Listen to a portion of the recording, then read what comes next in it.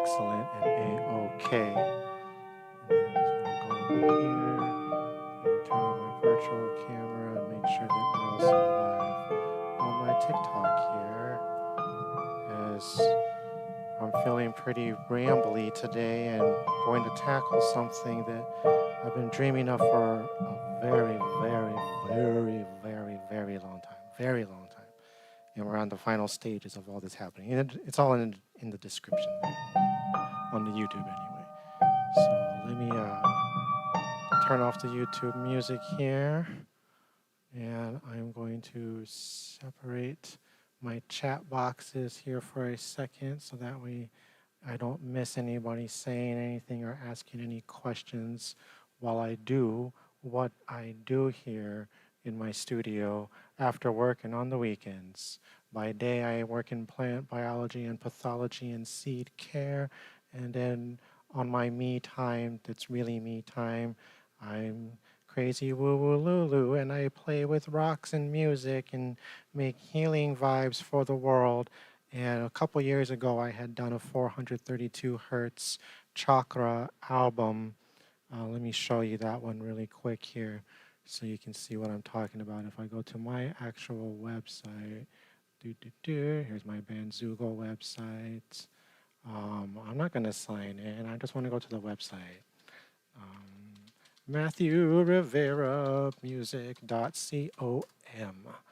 So this is my website. I probably need to change things. You can also go enfpianist.com and you'll get me. Gaeta Laveda Lafay. Let me shrink this up a little bit more. There we go. So it's got all my links here. But at the top of my webpage, there's this Piano Chakra album. You can download it. It's free. Name your price. You can put $0. But this is like early. This was in August of 2022. And this is basically what birthed the daily piano on Patreon. Let me turn the volume down a little bit so you can hear me talk a little more. But what I did with this is I used my keyboard, and I had some software where I could just record a droning tone. So I just picked the chakra tones, and I just like used the semitone to pitch it down and make it go into the chakra tones. And then I took my piano recording, which is an A440, and brought it down to A432 hertz tuning, so everything harmonates at A432. And that's how I made this album.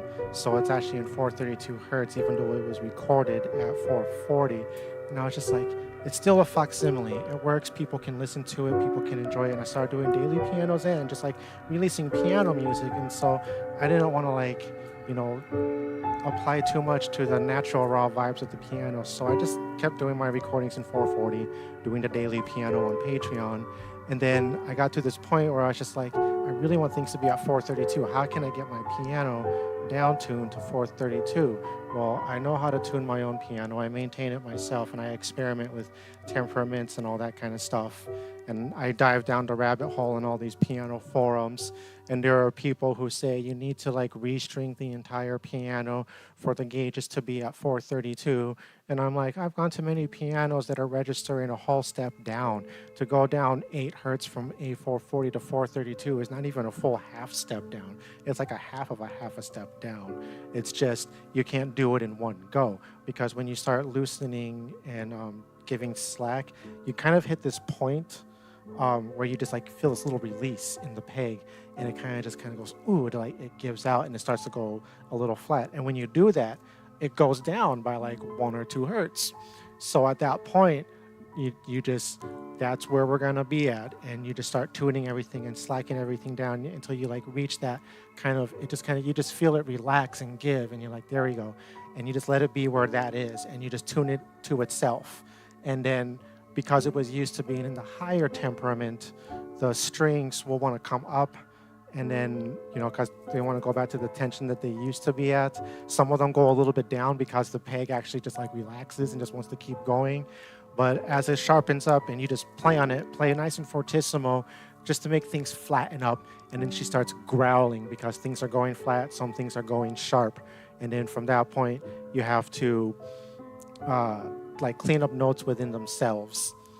And wait a few days, let it acclimate, and then watch the temperature. And then when the temperatures are right, and the climate, humidity, everything lines up, you can down tune it a little bit more as long as things are stable. So I waited a few days, and I'm just like, okay, the temperature has been stable. It's in the 70s, between 40 and 60%. I can move all 88 keys again. The strings have kind of gone up and down a little bit. I chased Growlies here and there. Let's do another drop. And we went down to 436, poof, you feel it like just kind of like give, and you just do it again. And, let it reset and let it sit for a while. It'll flux, it'll growl, it'll get all weird. So you just play a lot of old-timey music and stuff like that. And you wait until it acclimates. You chase a few Growlies, let it sit for a while, and then just keep watching the weather. And then when everything is perfect, because, we do a good job in our house trying our best to manage Minnesota with our heat wave and like the dips, the temperature fluxes, the humidity fluxes all the time. And just like one opening up the door or one cracking up the window, like things start moving and all the instruments start breathing, and then things start kind of growling until they settle into a place where they kind of stay mostly in tune for a good while. And you just keep working that until she resonates, and you can't use equal temperament once you down tune. Like even mathematically, when you tune a piano, if you were to mathematically calculate perfect equal temperament between every half step, gets, what is it, like 28 point something hertz per note difference, or is it like 40 something? I forget. There's a math that from C to C, every single half step has the same amount of mathematical space hertz wise. So that way all your relationships from your thirds to your fifths to your sixes are all equal. That's why they call it equal temperament. But what happens is when you do that, the piano starts to sound a little bit dead. And that's because as you get lower in the frequency on the piano, your human ear kind of compensates on the really low pitches and hears things sharper than they actually are. So when you tune it aurally to, you set your middle, you set those how you want it. You make those resonate how you want it. And then from there, you have to match all the octaves outward, and you have to kind of do it in this dance. Like you start at your root one, then you move on to the thirds, then the fifths, and then you go back and check them, and then you go in and do the seconds and the fourths, and then you start doing the sevenths, and you just start rippling out. And then once you're in your key, like I do Gmajor7, once all that sets, then you're like, all right, now let's make G minor. And then you start setting your B flats and you make those resonate. And then you go, all right, now let's make our C go to C minor because that's the harmonic fourth, let's say. Or, and then that'll get you your E flat. And then you start matching all the E flats to resonate and make those go. And then you say, now in order for me to get my C sharps, I need to tune. So let's say our A minor, we're tuning to 432, turns into A major. Then you make the C sharp resonate in that A major chord, and then that leaves you with A flat, right? We didn't do that one yet. And you just have to keep navigating, up and down octave by octave when you tune the piano, and you just listen to it resonate. And don't even bother looking at the number and the needle, just move it up and down. Sometimes you'll go too much and you're like, oh, then you got to go flat again and start bringing it back up. And you just wait for it. It'll be like, wow, wow, wow. And all of a sudden the note goes, whoa. Then you're like, there you go. And then you find the octave and they'll be like, whoa, whoa, whoa. And then all of a sudden they'll be like, whoa. Then you're like, there you go. And you just have to make it resonate to itself. And then you'll be surprised when you actually check the numbers, how some relationships are a little tight, some are a little slack. But because you based it on a root chord, so if I'm playing in G, that's where I set my stuff to. If suddenly I decide I'm going to play an F sharp or C sharp, some of those relationships might shift and sound a little bit differently. And that's how you get that sound of the old-timey honky-tonk old way of doing things. Because you would either tune to A432 or A435, depending on the temperature and where things go, because from summer to winter, in most places that aren't completely climate controlled, your piano will flux from the peak of summer, the solstice, till the peak of winter on the winter solstice, and it can go from a couple of hertz degree difference during the temperature flux. And that's why they normally tune pianos twice a year during the spring and the fall when the acclimate and the temperature is perfect. So that way you can move all 88 keys and not worry about cracking the soundboard, warping the soundboard, or snapping the string because you're moving it too much. And you just have to work in these hairs of hertzes to just make things resonate onto itself. So we do what I call growly work. So I just watch the temperature, and when things are nice, I can chase growlies. So I just have to pick a few notes and then make their octaves resonate with themselves. Don't worry about the relationship. It's in the general range of where it should be, and you just make the strings happy and resonate. And as I was playing earlier today, the big three, I always say, pick your big three growlies. A flat, B, and it's either that D or the C sharp that I want to fix, but then that low F sharp bugs me. So we'll see, but we'll start with the A flat and then the B, because those two in particular are really wow, wow. So I'm going to fix those guys unto themselves, and then we'll just start matching frequencies, and then I'll just start playing.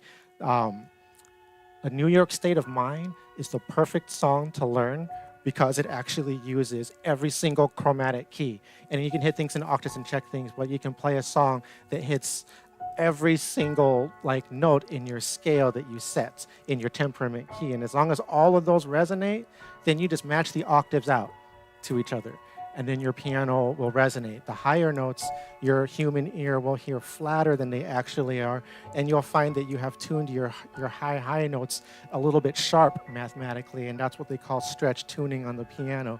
The low notes, they kind of ride that whole, there's this curve of a little bit flat to ride on in the temperament setting, and then as you get to the high notes, it comes a little bit sharp, and you just have to ride that wave, but also don't force things. If you're a piano, you're finding oh man, I'm pulling up on her and she's coming up a lot, and you can feel that tension, be that, this is too much. You have to just, so if I want to updo my upright to 444, I would have to bring it up by 1 hertz at a time, if even, just a nudge sharp until she's that's enough, and then let it settle, and then just a nudge sharp and then let it settle, and then eventually when she hits A444, that puts G at 396 and C at 528, which are solfeggio tones for the heart. So right now I've got my grand piano tune to A432 hertz, which is the sacral chakra, and that's the frequency of creation that's aligned with the universe and Mother Earth. And that's first and foremost what I want to do, because we have hardwood floors underneath this piano, and it just radiates, because ever since this grand piano came in, all of a sudden milkweed showed up and started proliferating. Wild thyme just showed up. We got some parsley that's just doing its thing, and the piano just keeps emanating. And I was just I need to get this thing to 432, so that way I'm not just shifting my music to 432 to get that frequency, but when I'm actually playing in the moment, when I'm just playing music like I do every single day, I'm vibrating in harmony with 432 hertz frequency at the actual grand piano. And I've turned my grand piano, I had this epiphany to start putting all my crystals, put my altar on there, put all my bones, my mirrors, my herbs, my tools, all that kind of stuff. Because when I first got the grand piano 5 years ago, before I got into the car accident and they told me I'd never be able to play piano again, I proved them wrong. I went all other ways, and I went through, and I fought cancer. I've gone through so much hell, and this prom barger has been my dream since I first played on a prom barger when I was in year 2000. I graduated high school, and my dad disowned me and kicked me out, and I was homeless. So I hightailed it with my mom to Oregon, and I played on a prom barger piano in a piano store. They had it on display, and I was this is the best piano ever, but it has to be 6'1", and I just coveted one. And they had different series. There was the Rolls Royce, the JP series. Then there was the Signature series, which is the studio piano for music conservatories and for high-end clientele. And then you had the student model ones, which were the more affordable ones. And when it comes to a grand piano, what makes it more expensive is all the bells and whistles that it has. Prombarger used to design and build and work on pianos for Steinway for a long time. And in the end of his life, he had a falling out with them, and he took his designs to Korea with Young Chang, and he taught them to make pianos his way. And his piano was way different than all the others. Instead of the little circles in the harp, it's got triangles, and the triangles are pointing in every which way. And as you all know in witchcraft and hoodoo lulu, triangles, all things in threes. So there are actual nodes on the harp of the piano for those things, and that's where I can place keystones, to resonate with the piano. And there's just so much to it. And there's been people who've been walking this path with me on Patreon since I launched on Patreon in the year 2020 when the pandemic hit and I had that car accident and it was life-altering. I didn't think I'd ever be able to play piano again, but I recovered using acupuncture, yoga, whole health, witchery, just like changing my whole entire life and outlook on everything. And I've always been a believer in frequency and sound because piano was how I taught myself how to play piano to get through childhood abuse. That's a whole nother story. But that's the reason why I play piano. It's kind of like my everything to balance and my own self-administered EMDR with the left-right stuff. And for those of you who heard my music, people are like, why does your music sound so soothing? Because I am self-soothing and self-healing on the piano myself with all my rocks, with all my crystals, with all my teas, with all my moon waters, with like lighting candles, every time feathers. And I have divine moments like my wife and I collect feathers from around the yard and around our travels. And they're at the piano to emanate and radiate all these vibrations to mix with the air element. You light candles, and I have my altar. I got my moon waters underneath the piano in a few jars on the piano. That's the water element. I have all of my rocks and bones to tap in with the earth element. The piano itself is all the elements. If you actually go into everything that's built, and then you add you, the human factor, you are water. We are water. So like you put all that together and all of a sudden like I just keep getting all these epiphanies. And now that she's at 432, this rose quartz chimney is like really emanating.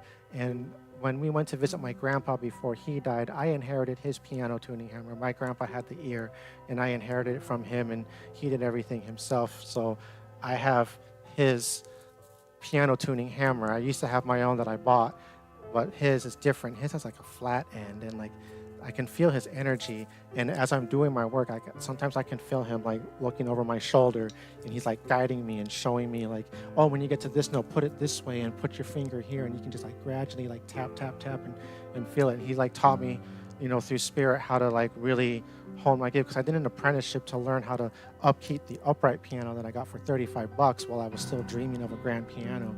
But during the pandemic in 2020, I landed a JP 185 Prombarger that's basically never been touched, just been sitting in a warehouse collecting dust and everything like falling back.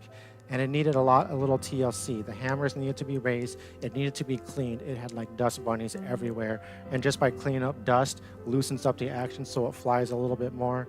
And then I had a piano tuner guy come in, Eric Tarnowski from Rochester. He came up and he raised all the action so that way they're all level again instead of, because over time gravity pulls them down, then they become even heavier and slack. So he rose all the hammers level, checked all the capstans so all the connections are all good, and then he lubricated the hammers because it's like they're really stiff. You need to get those repinned because a piano is supposed to be moved, and this piano has not moved in years. And all those keys just sat there. He goes, think about how a car, when it just sits there and the tires lock up, that happens to the hammers. So we can lubricate it again, but you're gonna need to get those repinned. I finally got her repinned. That was like an $800-something investment to have a guy come out and repin all 88 keys.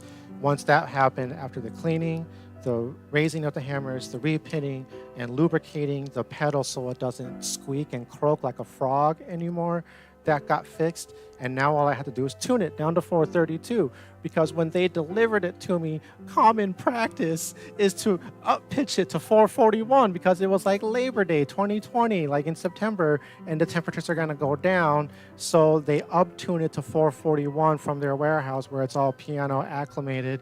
And then when they deliver it, as it starts to slack, it'll come down to 440 for you. And they did it equal temperament, all that kind of stuff. And I was just like, I didn't like it because my upright, I let it tune to itself and do whatever it does and it resonates.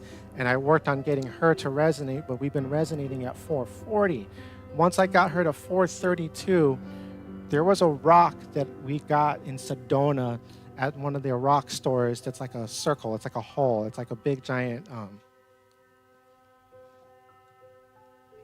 this guy here. They were selling it in the rock shop. It's just like a chunk of just you know, like that, like just rock. It's just like granite.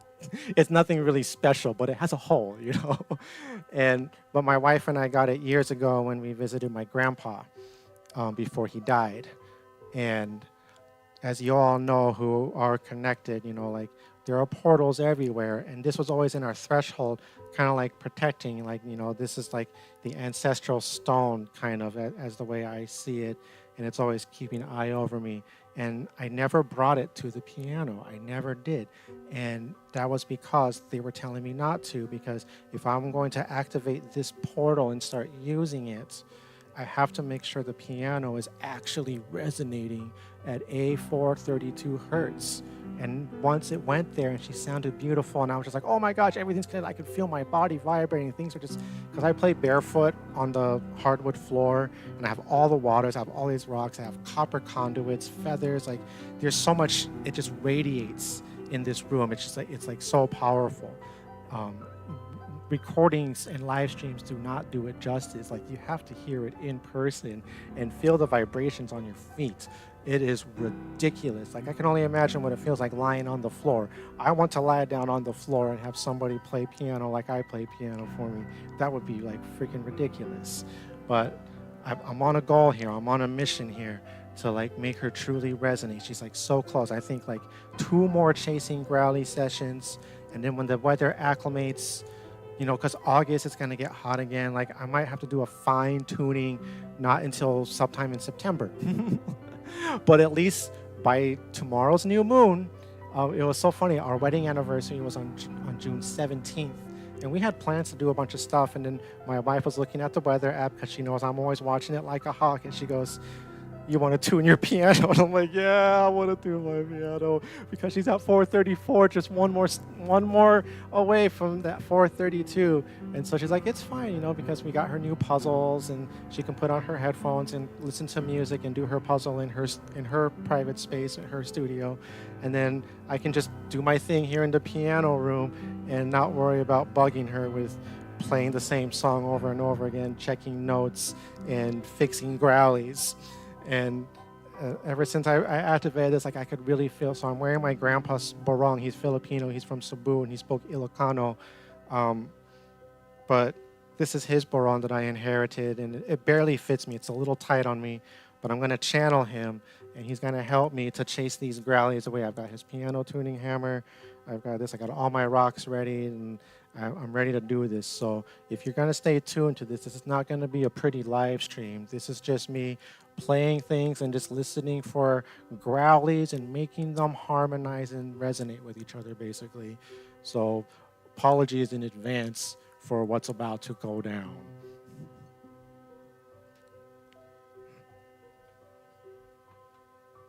Shout out to my patrons. A lot of you guys have been with me since forever.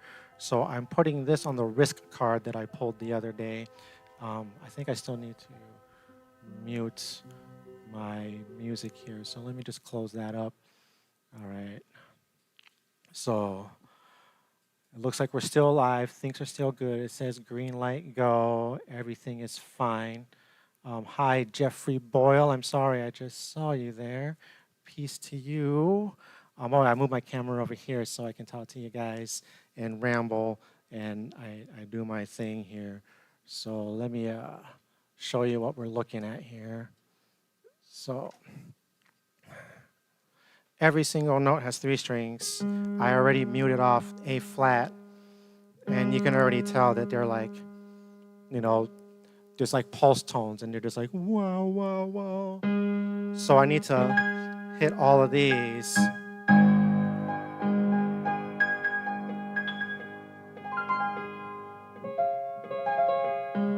It's this one, because these ones sound good. These ones sound good. It's this one. So the first thing I'm going to do is just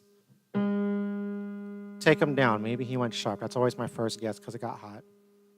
And he used to be at a higher frequency, so he wants to go back there. And I'm like, no, we're resonating with Earth. Let's just make you nice and fun. Oh, that was a little too much. There it is. Now that resonates. And then we pull this guy up, and now we hear that left one is the one that's growling. That's the one that we just unmuted, so we're going to flatten him up. Oh, there he goes. He's settled in. Now we're going to go to you. Yep, you're doing the same thing. So let's fly. Oh.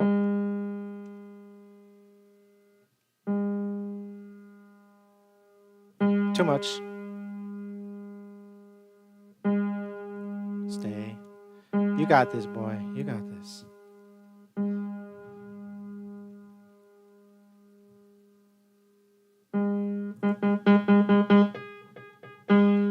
Now we unmute this guy.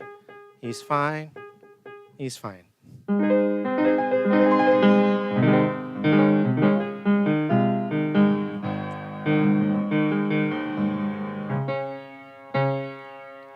C sharps. No, I want to check the Bs. The Bs were next.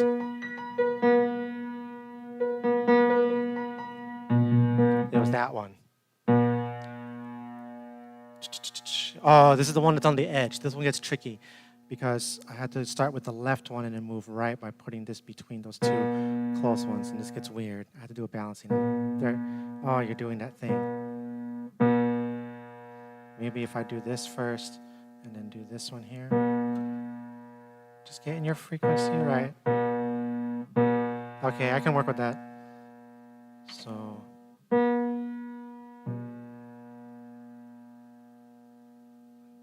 You also went sharp, didn't you?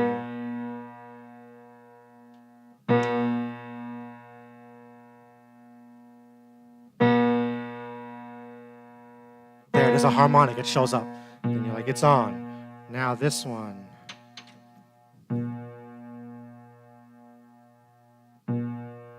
Oh, whoa. You like that? Woo, now that one. Yep, it was you.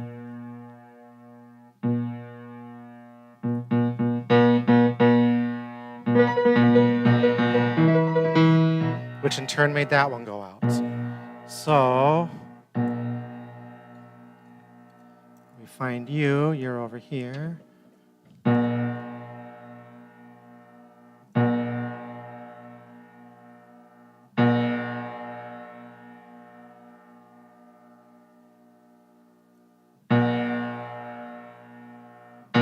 Oh, there it is. And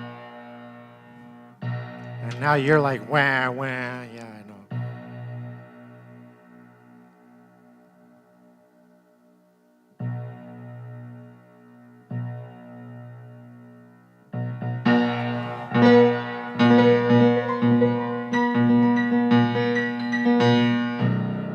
Yep, those are good now.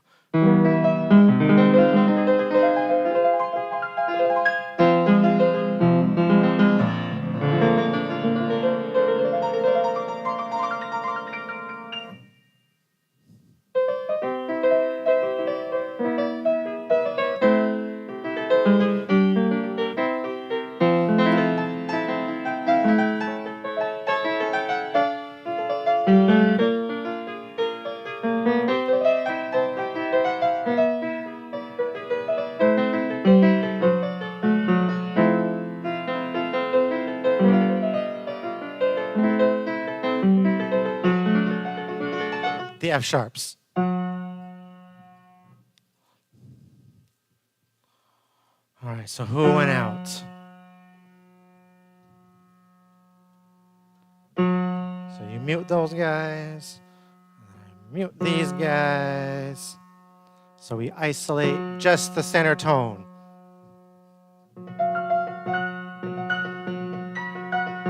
It's just parallels. They're okay. That one.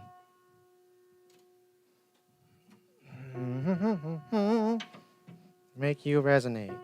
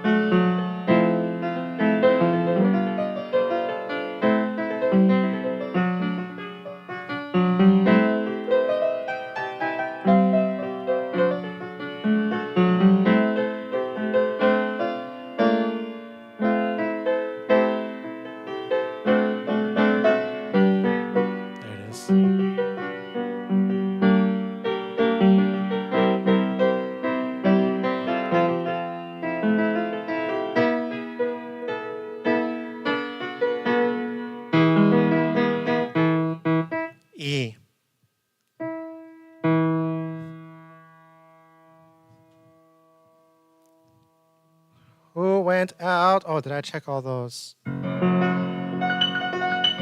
Yep, those are good. Okay, so we're on, what did I say? E? E. What happened to E? One of you's wavy. Who is it?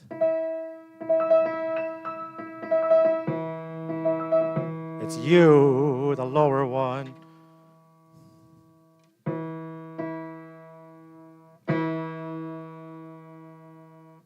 Too much. Oops, sorry. I'm sorry, baby. I hit that too hard. Yep. Bring you up. That was a little much.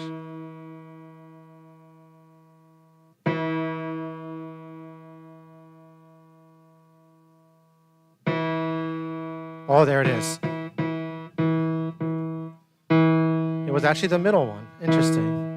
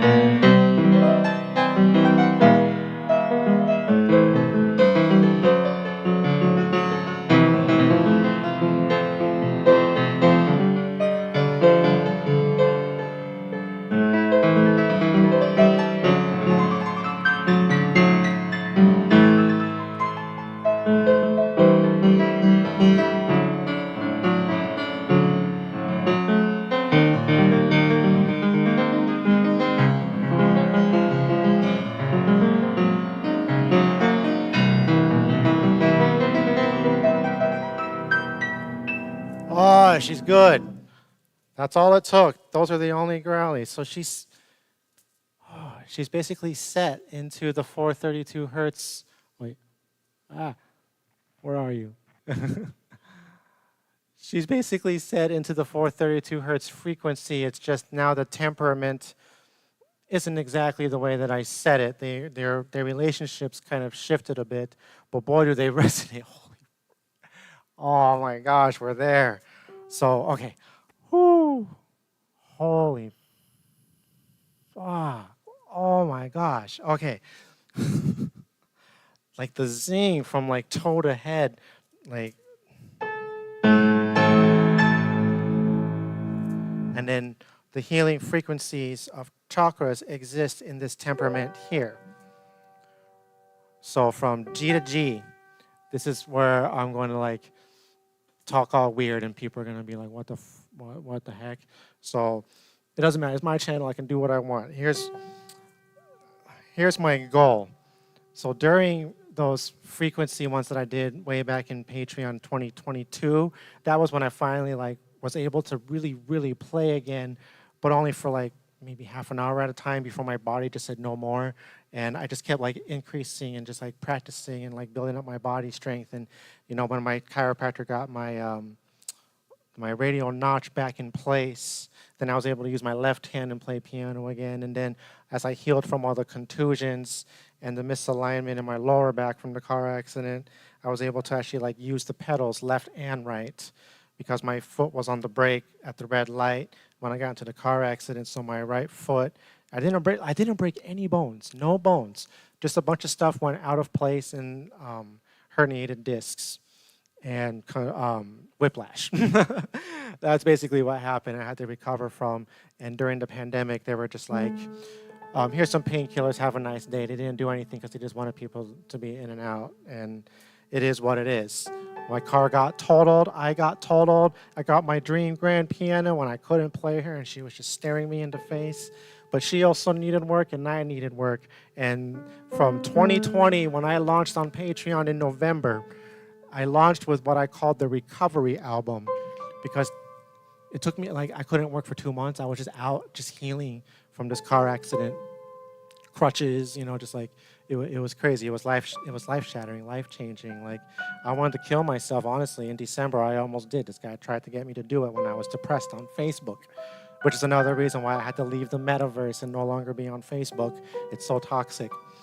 But I just kept doing my healing, kept doing my thing, despite what the doctor said.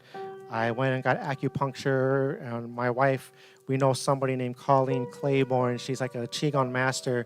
When we first moved out here in like 2009, we met her through Toastmasters, and she did a Qigong session to teach us how to do things, you know, different breathing techniques with expanding, you know, your breath and working. You do it really slow. You breathe. And you do these motions and you start working air with your breath and you're working ether and connecting with yourself and meditating. And they always want the solfeggio tones. They always want those nice divine frequencies. They want things that harmonize in 432. And we live in a world of A440 equal temperament. And not only that, they're applying all these digital effects on everybody, you know, the auto-tune and just using all these samples and just repeating just a single note they hit one time and just sampling it over and over again. And a lot of people are like, music doesn't sound good anymore. And it's like, it's not that it doesn't sound good. It's that it's fake production now. Back then, there were actual band and there was actual musicians, the heart and soul, and they weren't perfectly in tune because they were fluxing throughout their performances and having to tune between sets. You don't see that on TV, but when we were kids, because I was born in 1981, and so we still saw shows like Hee Haw and like the Don Ho Hour. They replayed a lot of reruns of those, and there was also there were so many shows with song and dance, even the old country westerns, but they were real people singing, and they didn't institutionalize the A440 equal temperament until like 1950 something, 54 or 55. They instituted that. Before, people just tuned to whatever felt and sounded right. It was very different from who you went to. Some people were tuning to 435, some were at 434, some were at 436 or whatever. Everybody fluxed depending on what time of year it was, where they're at, and their vibe, and all that kind of stuff. But the one thing that is definitely for sure is there is a range of frequencies. So your G is in like the 300 something range, A is in your 400 something range, B is like on the cusp of that 500 range, and then when you get to your C, that's like the 500 some odd-ish range, and then when you get to your Ds, you're in like your 5/6s, you know, and then in E, F territory, you start breaking into that 700 to 800 frequency, and then you get to your high G and high A, and you're in those like 800, 900 hertz something odd frequency. And that's a spectrum of light down your body, like the spectrum of colors. And your chakras are aligned. The root would be your 396 hertz tone because A is the sacred middle frequency, but like there are pure tones that exist. So like the pure tone for G would be 396. The pure tone for C would be 528.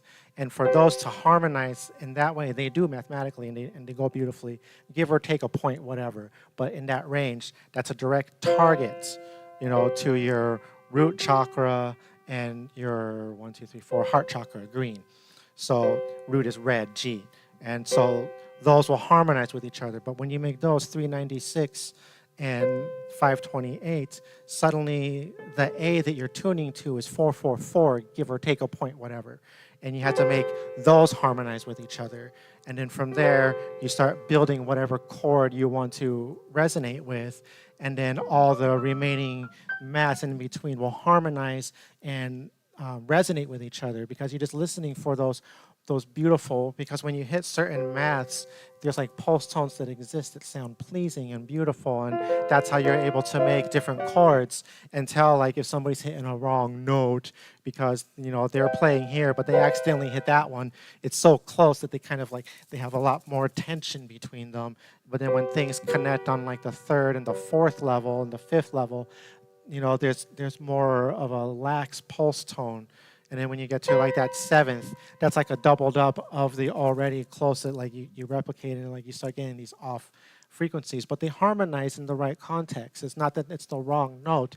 It's just that they have to learn how to dance together and operate, properly, so their vibes will balance and wibble wobble together is basically what you're trying to go for. If you want to get like those pure free tone frequencies of, the low F is 285, and because that's in relation to, that's why I say when you match the octaves. So if you're playing G, when you go G up these octaves, when you get up here, you're in the crown, and there's actually higher frequency chakras than the base 7. There's actually like 12 or 13. We're on the cusp of a 13th as we're expanding, but that's another conversation in itself. But above your crown, you have like an 8, 9, maybe a 10. And then below, you have like a 0, -1, -2, like even hardcore, like underneath root structure that resonates like, because this right here, this G resonates in the sacral or the root. The A resonates in sacral. The B resonates in the yellow tone range, the solar plexus. The C goes to the green, the heart chakra. The D will be your throat chakra. And then if you jump up to the F sharp, that hits more closer to that pineal gland frequency tone. And then when you get back to the higher G, that's your crown, the 9 something, whatever, that's your crown. And then as you go up higher, you're in resonance with your root chakra or with your sacred chakra again, but it's like a sacred higher crown connection. So I call it like your queen root, your queen sacred or whatever, and it just starts riding up in harmony with each other. And likewise lower, it gets blacker and browner and murkier the lower you get from the red, and you get into those low frequencies, like was it 174 would put you at the, is that the low C or like the low E range? And if you hit that tone, that puts your A at like 436 or something. Don't quote me on this math. I'm just spitballing, give or take. But there's like this existence of the spectrum of colors and sound that exists in hertz frequencies. So this grand piano is now tuned to A432 first and foremost. So I'm resonating with Earth Universe frequency, and that vibrates. Like everything is vibrating in this room. All the glass, all the rocks, all the wood. I have like all my ukuleles and like instruments all over the place. There's multiple soundboards in this room with that piano, the harp, the 2 accordions, the ukuleles, the guitars, the singing bowls. I have a harp there. Did I say that? I got some drums. I have all kinds of shit just resonating. And so you hit 432, and then you make your G, your whole tone, make that sound good. And then you make you go up to your G. You make your G sound good. Make your G sound good. And then make your Gmajor7 sound good. That'll incorporate the F sharp. Now we're in the key of harmonizing sacred chakras. So if I hold A and go to G, I have, there's my 7 chakras right there. So now I can hold the sostenuto pedal, and those ones will always resonate, and I'm not going to kill them by making the damper go down. That's the middle pedal on a high-end grand piano, which this is. So it's got that real sostenuto pedal. I just dropped one of my things here. So anyways, so now that I've got that depressed, wait, I did that with the wrong foot. Left foot for that one. So let me hit those notes.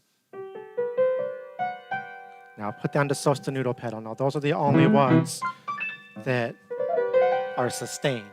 And if I apply the full sustained pedal and start playing, when I let go, I'm left with just the 7 chakras resonating. They haven't died. They're still just decaying. And with each strike, you reactivate that note and just let it decay, and those vibrations slowly fade, and you get all these crazy, weird subharmonics happening in the background. It's very nuts. And then I can extend that even further now. So if I were to hit like C, D, so I can get into those lower root chakra things here. Let me see, hit this one, that one, and then start writing up the chakras up here. And then put the sostenuto down there. Now I've got those ones to let go, and those ones are still resonating through.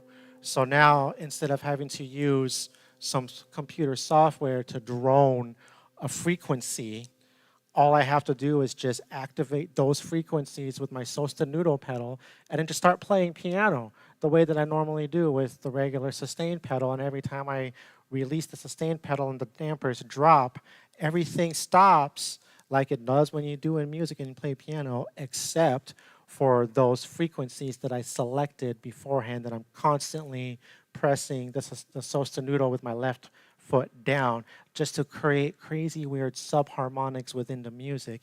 And now I'm channeling, like I have this crossroad portal going right now that intersects with me and that, and I put mirrors around everything with all the waters. I have a copper pyramid over here in this like lower root chakra coming up with a peacock feather that emanates and helps shoot that out up here into the air.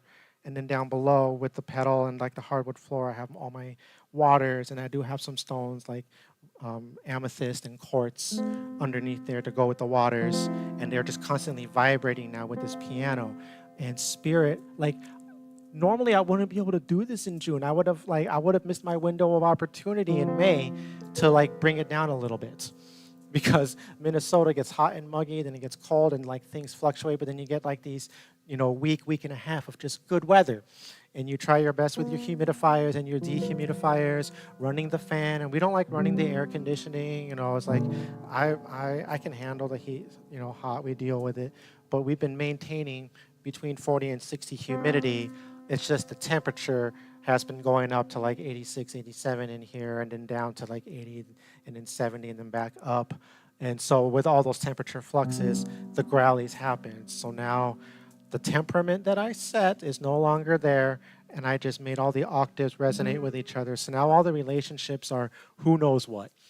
It's just tuned to itself to resonate octavely and generically in that frequency of A432, loosely based on Gmajor 7th.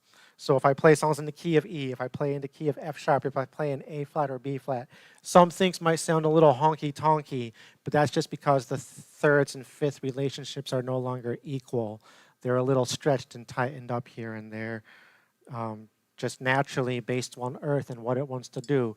And you never force the instrument to do anything. And I want to tell you guys something. When I went to we attend classes. Oh, of course your Facebook account got hacked. I'm sorry about that. That's just a sign just to delete it and let it go. You don't need to be there. We still got YouTube. We still got Reddit. I'm still on TikTok, but even that I'm thinking about leaving. But I have a lot of people there that listen and tune in here. And I'm here for me first and foremost, doing my thing in my pocket of earth, trying to grow this goddess sanctuary in the fairy garden of love with all the milkweed by feeding vibrations and just letting things be. We have like rabbits, robins. They're all fighting for trees on our property because all the trees are dying in the woods around the park. You go to the river and you see so many trees that've got that boar ash. It's going around. And the cleanup crews, they'll clean it up a little bit, and bless their hearts, out here they know that they got to leave the stumps because the stump is still alive and feeding mycelium to the other trees, and they trade nutrients and they communicate with each other, and we're all connected through the root structure under earth.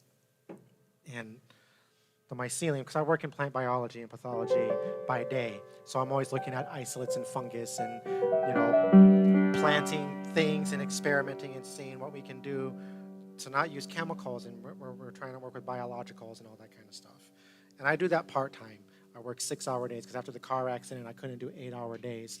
And so I just started listening to my body, and I told them, I was like, you guys, I can work 7 hours tops now with my healing, but I need my time to come home because I have to drive half an hour first and foremost. And sitting for an extended period of times, I have to make sure I stretch and do yoga the other way. And I also want to have time for my mind and body, and my main squeeze is my piano. Like, my job just pays the bills. That's it. You know, my wife has a job, I have a job. We pay the bills. We function. Everything else after that is excess. And I live to do my music, and I live to do my spirituality and draw my tarot cards and oracle cards and work with my collective, do light touch work, Reiki work, Qigong, breathing, you know, sound, light healing. You know, I know I have a huge circle of woo-woo lulu, you know, like that's what they call us, but you know what? There's truth to that. We're just returning to roots, and I'm trying to help my collective return to their roots so they'll know it. While most people, when they hear my piano, they're gonna say, your piano's out of tune. Yeah, it's not in tune to 440, it's tuned to 432, and it's tuned to this pocket of earth where I live here in Waning, Minnesota.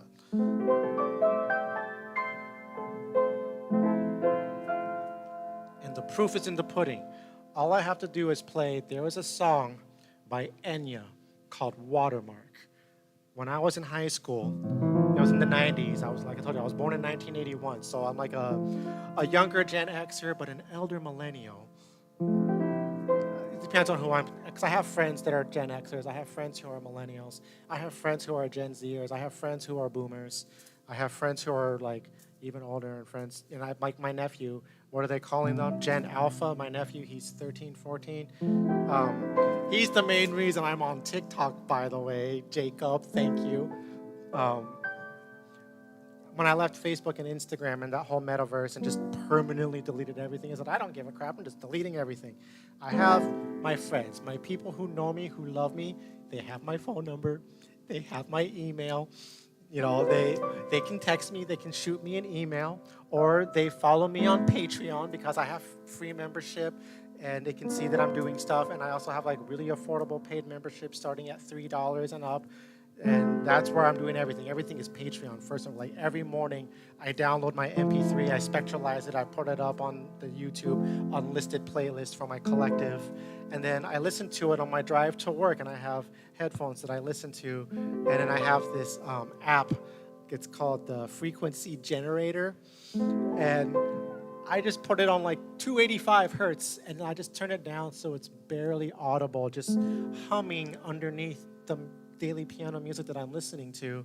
So I'm feeding myself with grounded rootedness and healing myself energetically and physically before I go to work. So I'm driving for half an hour, just cranking my piano music and our Ford Escape, and I crack the windows down because we're in the middle of nowhere country, and I'm just feeding that path that I drive to work in the cornfields and soybean fields, because we're in the middle of nowhere, Waning, Minnesota, farmland, you know, like town of 1,000 people. You had to drive to get anywhere.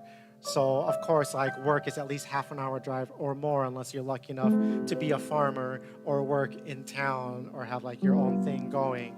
So I work in a small little greenhouse research facility in Stanton, Minnesota, an even smaller town, in the biologicals department. And right now we're studying just plant pathogens in all different crops for the farmers to help them out and try and find a solution that's not chemicals. And they give us plants, and we plant them in our garden over here, and everybody's all like, Matthew, how come your plants just grow? Everything is just so beautiful there. You have all these animals. It's like, because we let our place go wild. We let the fleabane grow. We let the dandelions grow. We let the violets grow. The clover moved in, and that just grows. We keep our grass unkempt. We have a 6-inch limit, so we just let it go to the limit until it's like, okay, we better mow before they say something. And my wife, she takes on the mowing now, and we have a little electric mower that goes off of batteries, and just with a couple of batteries she's able to mow the whole yard and then charge them until the next time. And sometimes we'll even just do like the outer patch where people see it on the main road, but like in our back area, kind of let it go because there's still dandelions, there's still clovers, and all the bees and stuff want at it, and so do the ants and other bugs and all that kind of stuff. And we just let them have at it. They never come in the house. And then the garden, like tomatoes and plants that go bad, you just like throw it over to the anthill. And like, so here's our house, here's the anthill, and then here's the alleyway where the pine trees are. So you just throw all the like tomatoes and like, squash or whatever that you're not gonna eat that's kind of like rotting on the bottom. Just bring it over to the anthill so that way they have to walk away from the house and towards the alleyway to find food, and they know that's where they go to find food for the most part. And if they run out, they know to go south and head towards the garden before they decide to come to the house. And there's another anthill on the other side, and same thing, you teach them to go the other way to find food. And they don't have to come to your house to find food. It's that simple, guys. And then like all the birds that used to live in the woods that are losing their homes, they're trying to find homes on people's houses. And we had to cut down 3 trees over the 10 years we lived in this house. And we have yet to replace those trees because we want to plant the right tree kind of like in between where the stump exists. Like we kept the 2 stumps, the one that's on the main road, they forced us to grind down. We kept the stump for a while and little feeder trees were growing out of it, and it was so cute. But the neighbors complained, so the city made us de-stump that one. But the other 2 that are like not off the main road between houses, like those stumps are there and they're still doing their thing, they're still alive. And like mullein grows out of there, lots of dandelions and different wild plants. The ferns are spreading, like I said, the clover, and we're just letting things be what they are. The only weeds you have to take care of and deal with are the ones that are growing around your foundation of your house and like where your pipes and electricity are or whatever, and your garden plants. Everything else on your lawn, you can just leave it be. And then when the bees are all done with it, you can just like pull it up and like soak that in some water and make a slurry with it. And then you can just like dilute that with a bunch of clean water and then use the nutrients from all the dandelions and violets and all that kind of stuff to fertilize your garden and fertilize your yard. When things get swampy and wet in certain areas, just turn it into a marshland, get your broken clay pots, flip them upside down, and they become good frog homes, and the frogs live there. And then like fallen branches, my wife just picks up branches and bundles them up, and we have like little pollinator homes spread throughout the yard too, and you just kind of like mow around those when you have to, and those are kind of like decorative. You try your best to make them look nice, She likes to put rocks around them and all that kind of stuff, so that way she knows not to mow around those. And when the leaves fall, you don't have to rake them and put them in plastic bags and throw them away. You just have to just break them down, just like mow without the little catcher, and just let all the broken leaf just like fall and just be over. And then when it snows, it's like a layer, and all the pollinators and bugs can survive over winter underneath that. And then when it thaws, it breaks up into like topsoil for your land. And after that, then you can just start, just maintain your yard between 3 and 6 inches. And if your city lets you go wild, let it go wild, and just mow where you need to, and just pull weeds where you need to. Weeds, they're not weeds, they're just wildflowers. And so just let the wildflowers be, and they attract pollinators to your garden. They attract mosquitoes, like plant lavender and lemongrass and like rosemary and basil and like all kinds of complementary herbs around your yard instead of having grass and like key points. And those will attract, dragonflies who will eat your mosquitoes. It'll attract lots of monarch butterflies and bees to help all your fruits and vegetables. And that's why our garden and everything is always so happy here, especially if you even look on the Google map. When we first bought the house, they were mowing and spraying. And then for the first 5 years, I was doing the mowing with a physical push one. I didn't even have a gas mower or an electric one. It was just a push grass one. Like my grandpa had, channeling grandpa. And I used to, when I was a kid, just love pushing that thing. And it was my exercise, because we have like a small house, so I can just run and walk, just do a little bit at a time and mow the yard that way. But then I herniated my discs while I was working at Starbucks as a manager in Rochester. And that put me out for the count. And then my wife, she picked up on mowing the lawn and doing more of those physical labors while I recovered. And as I was getting better and starting to do things, in 2020, the car accident happened, and like boom, and like everything went back and worse, and it was so horrible. But luckily, I now work in science these past 10 years because when I herniated my discs, I needed to find a new job. I couldn't work on my feet all day, 8 hours a day. Plus, I was working like 50, 60-hour weeks on my back my whole life, just like literal back-breaking labor. So of course I herniated my discs. And my chiropractor, she goes, I see this a lot in people in your field who do it for life because you're constantly bending down to pick up gallons, you're constantly moving milk, you're on your feet all day, constantly compressing on your back. So she goes, I see a lot of carpal tunnel, I see a lot of herniated L5S1 discs, she sees a lot of herniated cervical ones, like it just comes with the territory. And that's what happened to me is over time, I herniated those discs. And when I was at work, I just picked something up, one of those big coffee things during like shipment, and boom, that just did it. And I was out for the counts. And so I left the coffee world my whole life since I was in high school. Like I worked up from barista to manager, and that was my life until we moved to Minnesota, Wisconsin area. And then I had to find jobs. So I worked at the gas station. I've worked at the casino, at their coffee shop and cafe. I've worked at the cafeterias and colleges and their cafes.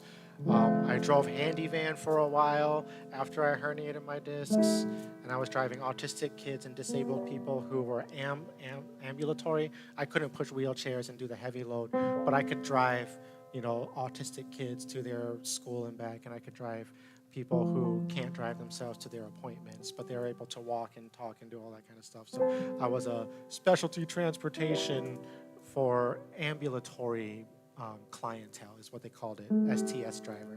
I loved that job. I did that for a year, but then as I was healing, I was feeling good. As classic Matthew style, I herniated my discs again, overextending myself. There was a gal, they should not have, oh gosh, this story, it just breaks my heart, but we're healing and we're releasing as I'm thinking about her. I was training, this was after I had left detailing cars for Zumbrota Ford. I left the lab. I was working at the lab after I herniated my discs at Starbucks, Rochester, way back in, gosh, when was that, 2015, 2014? Before that, I was working in letter layouts with my wife, where she works in Gemini, behind a computer, and I was in letters, she was in plaques. And they were gonna merge all the departments, and she wanted to keep moving up. That was her world. I was just a grunt labor on letter layouts, and so she wanted to keep moving up, and conflict of interest, I couldn't work under her if she were to get that trainer or lead position or whatever. So I went back to the coffee world where I always was, food service. So I found the job at Barnes & Noble, Starbucks in Rochester, and then I was working there for a year, worked my way up to manager. I replaced the manager when he left, and then I herniated my discs and had to leave. And so I was looking for a job, and I found the job in Stanton in QA for soybeans and corn. And I could sit, stand. They adhere to my lift limits. I could only pull 20 pounds. I couldn't put pressure and compression on my back and be on my feet all day. And I needed to work, just limited hours, 6 to 8 hours. If I'm going to do 8 hours, I got to have my 2 days off. I can't be doing Saturday overtime kind of stuff. And they're so good to me there. They're so good to me. But then you're a contract worker. So you're just working for different scientists in different departments, doing different tests and planting things and taking numbers, making graphs, and they're the scientists doing stuff. You're just a lab technician. So you make auger plates, you run tests, collect numbers, gather data for them, sometimes make graphs for them and all that kind of stuff, and autoclave dirt and whatever. But if they lose their job and their funding, you lose your job as a contract employee. Or if things merge and things shuffle and they're like, oh, we don't need you anymore because some of the stuff is seasonal. And in the wintertime, they lay you off. So I got laid off.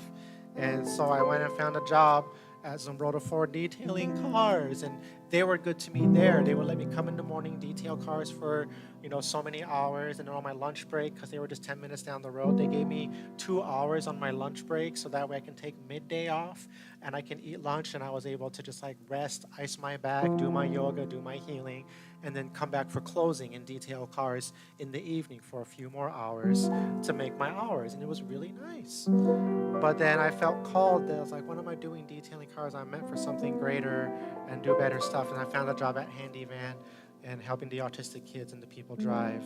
And I was healing. I was getting better, So I was just like, all right, I'm going to do this. I can drive all day because, between rides, I can stand up, stretch, go to the park, whatnot, yada, yada. It was a good job. And as long as they adhered to my weight restrictions and not pushing, people in wheelchairs, because I couldn't do that motion with heavy weights of more than 20-pound pushing.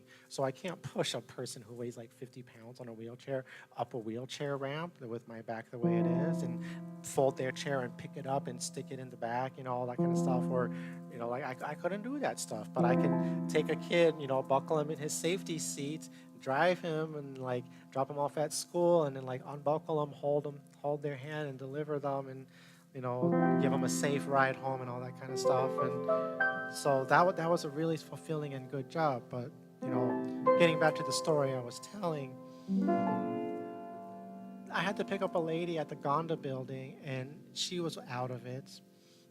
Obviously on a lot of drugs, whatever they're doing. They may have even drawn blood from her, or she had dialysis. I don't know.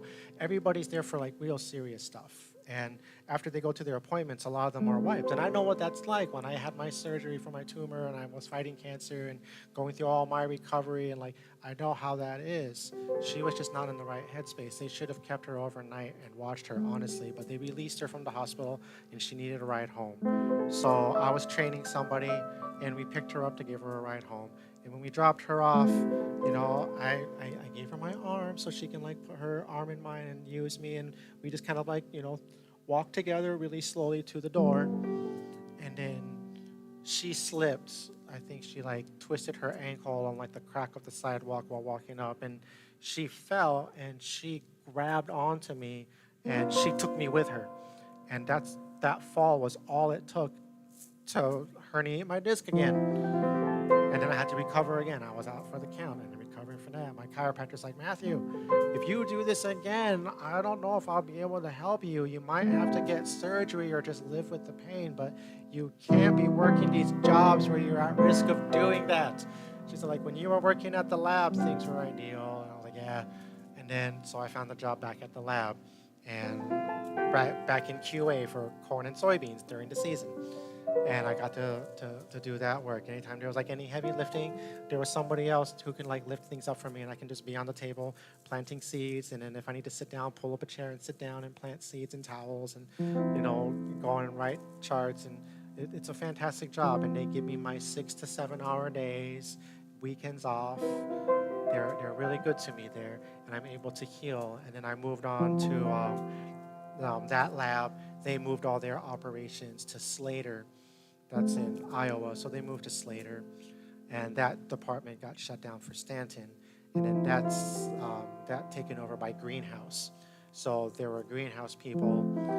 There were another department. They were studying like zygotes and like the leaves on different hybrids and stuff like that. So those contract workers would like punch holes in leaves for them to do tests to check like the zygotes and like the male and female and all that kind of stuff for seeds and determine different breeds and what they're susceptible to and all that kind of. It's science. It's the world of science. And they always kind of like, I don't know what they're doing. They're just like, plant this, take the numbers, how many came up, how many died, how many look funny, and you're like, okay, here you go. And you give them the numbers and they do their science stuff. And they're like, all right, plant these seeds, try it again, see what happens. And you're like, okay. And you just water plants in the greenhouse, take numbers of how many grow, plug it into an Excel sheet for them, and they do their thing. I love it. Like the lab technician life is so great. Like I don't have like responsibility really, aside from just showing up and getting them their data, planting things, like managing waste and keeping things clean and sterile because you're working in a sterile environment, so you always have to like wear a lab coat and just sanitize everything constantly and like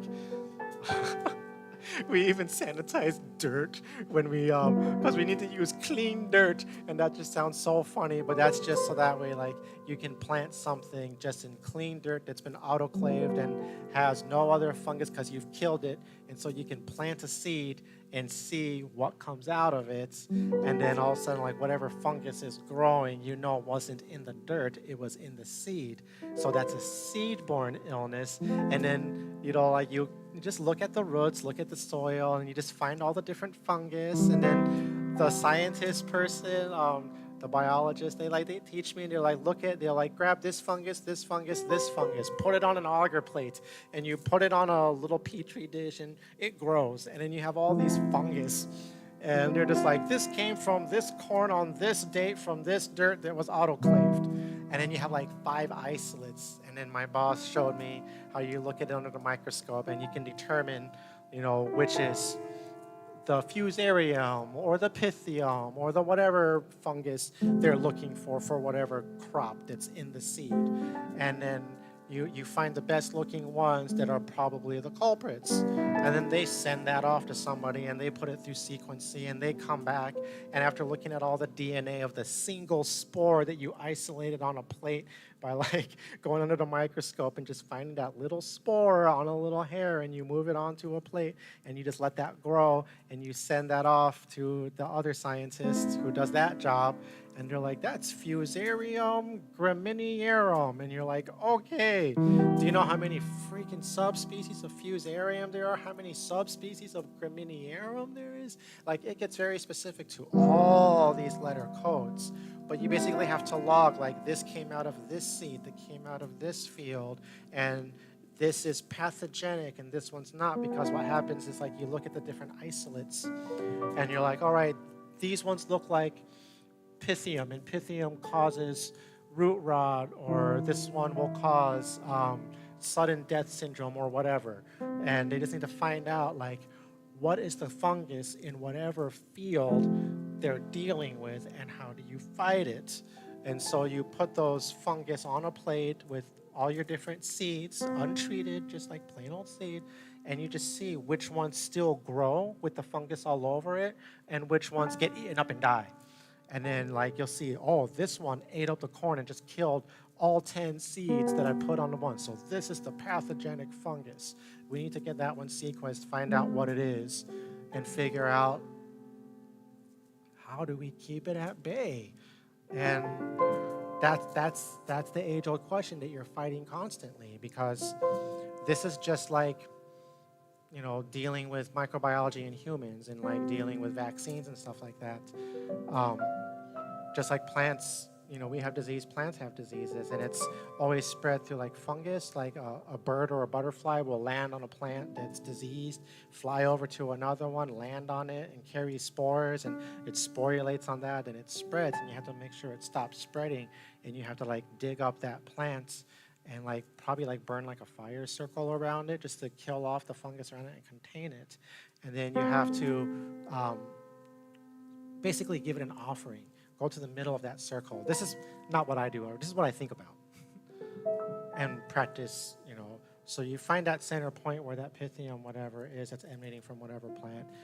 Cut that plant out, uproot, burn a little circle, and then plant another set of whatever corn that you're not going to harvest for yourself. It's just there for that fungus to eat. And then you find the pathogenic, the non-pathogenic version of that fungus, because like if you have like one fungus versus another fungus growing on the thing, one day you find these areas of inhibition where the fungus collides and they don't cross each other. So if you can find a good other fungus that's not pathogenic to your vines, you could apply that to the plant ahead of time, so that way that's what they call inoculum. So you get like millet or oatmeal or whatever, and you infect it with a certain fungus.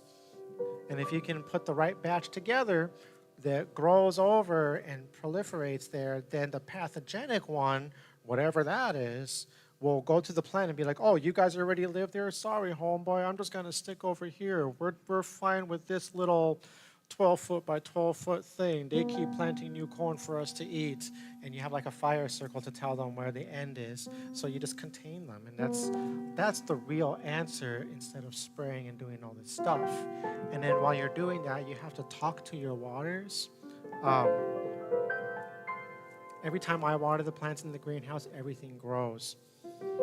And then my friend Brandon, he saw me watering plants, and I'm just there like la-di-da, listening to my daily piano in my headphones and just like singing and having a grand old time.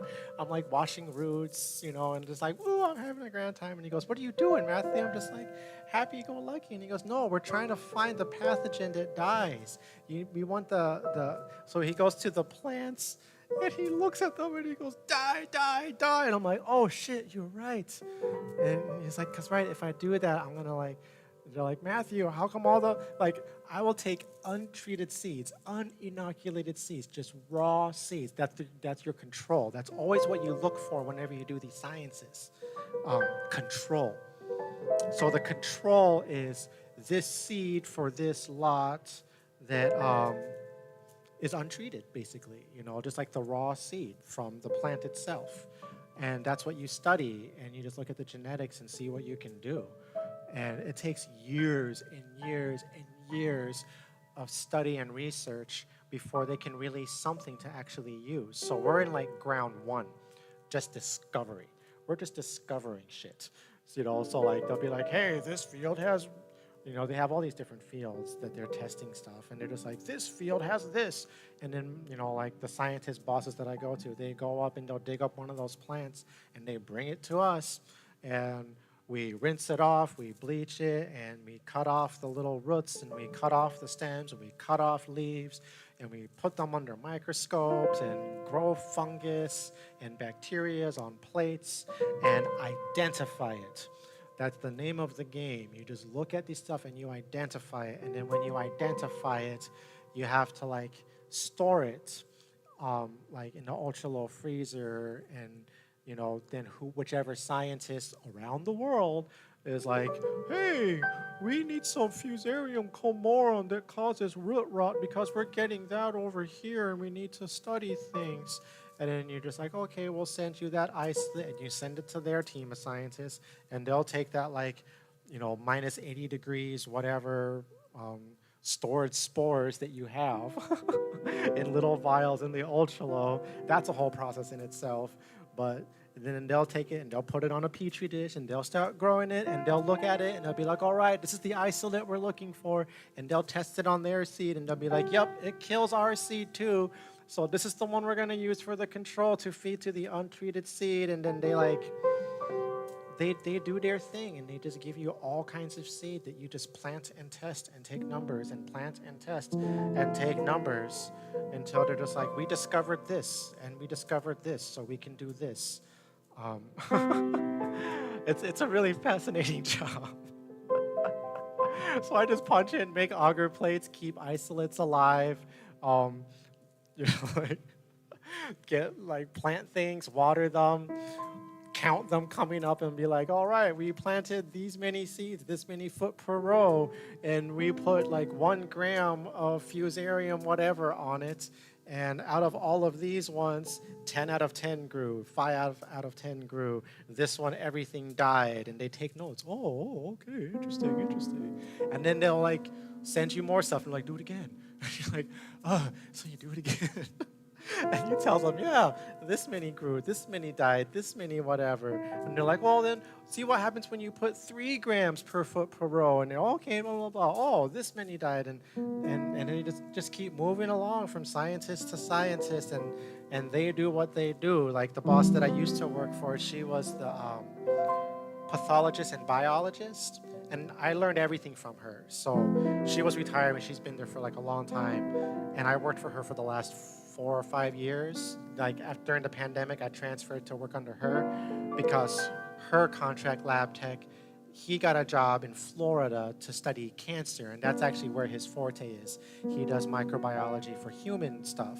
He was just working in plant because that's what was available here, but he got an opportunity to move to Florida and study human cancer cells and all that kind of stuff, and that was his game. So he left and found his dream job, and they're like, Matthew, you want to work for Rita and biology? I'm like, yeah, sure, I'll learn from her. And I learned from her for 4 years. And then when she retired and they shut down her department, now there's another scientist and they just opened up the biologicals lab. And they're like, we need Matthew with Rita's knowledge because he knows how to, gather isolates, isolate the single spores, store things in ultra low, make auger plates and plant things and collect data. Like, he knows how to do all this stuff already. And so they kept me around and they moved me over to their department now. So that's what I'm doing, is keeping isolates alive and just doing my thing for the scientists. And then when I get to come home, I do my own work at home and I do my own studies and my own practices, because science doesn't have to stop in the lab at home. At home, I study woo-woo magic witchcraft stuff. It turns out, you guys, that chamomile, like the tea, is a super healer. Of course, it's yellow. It's in the aster family, related to fleabane and daisies and all kinds of stuff. So, of course, it's a happy, revitalizing, and it helps you get good restorative sleep, because if you want to heal, you need to have good sleep, So chamomile and lavender go really well together. So what you need to do is, when you water your plants and you water them at night, water them with, just brew yourself a tea. That's what I do. I brew herbal teas in my French press. It's not just for coffee.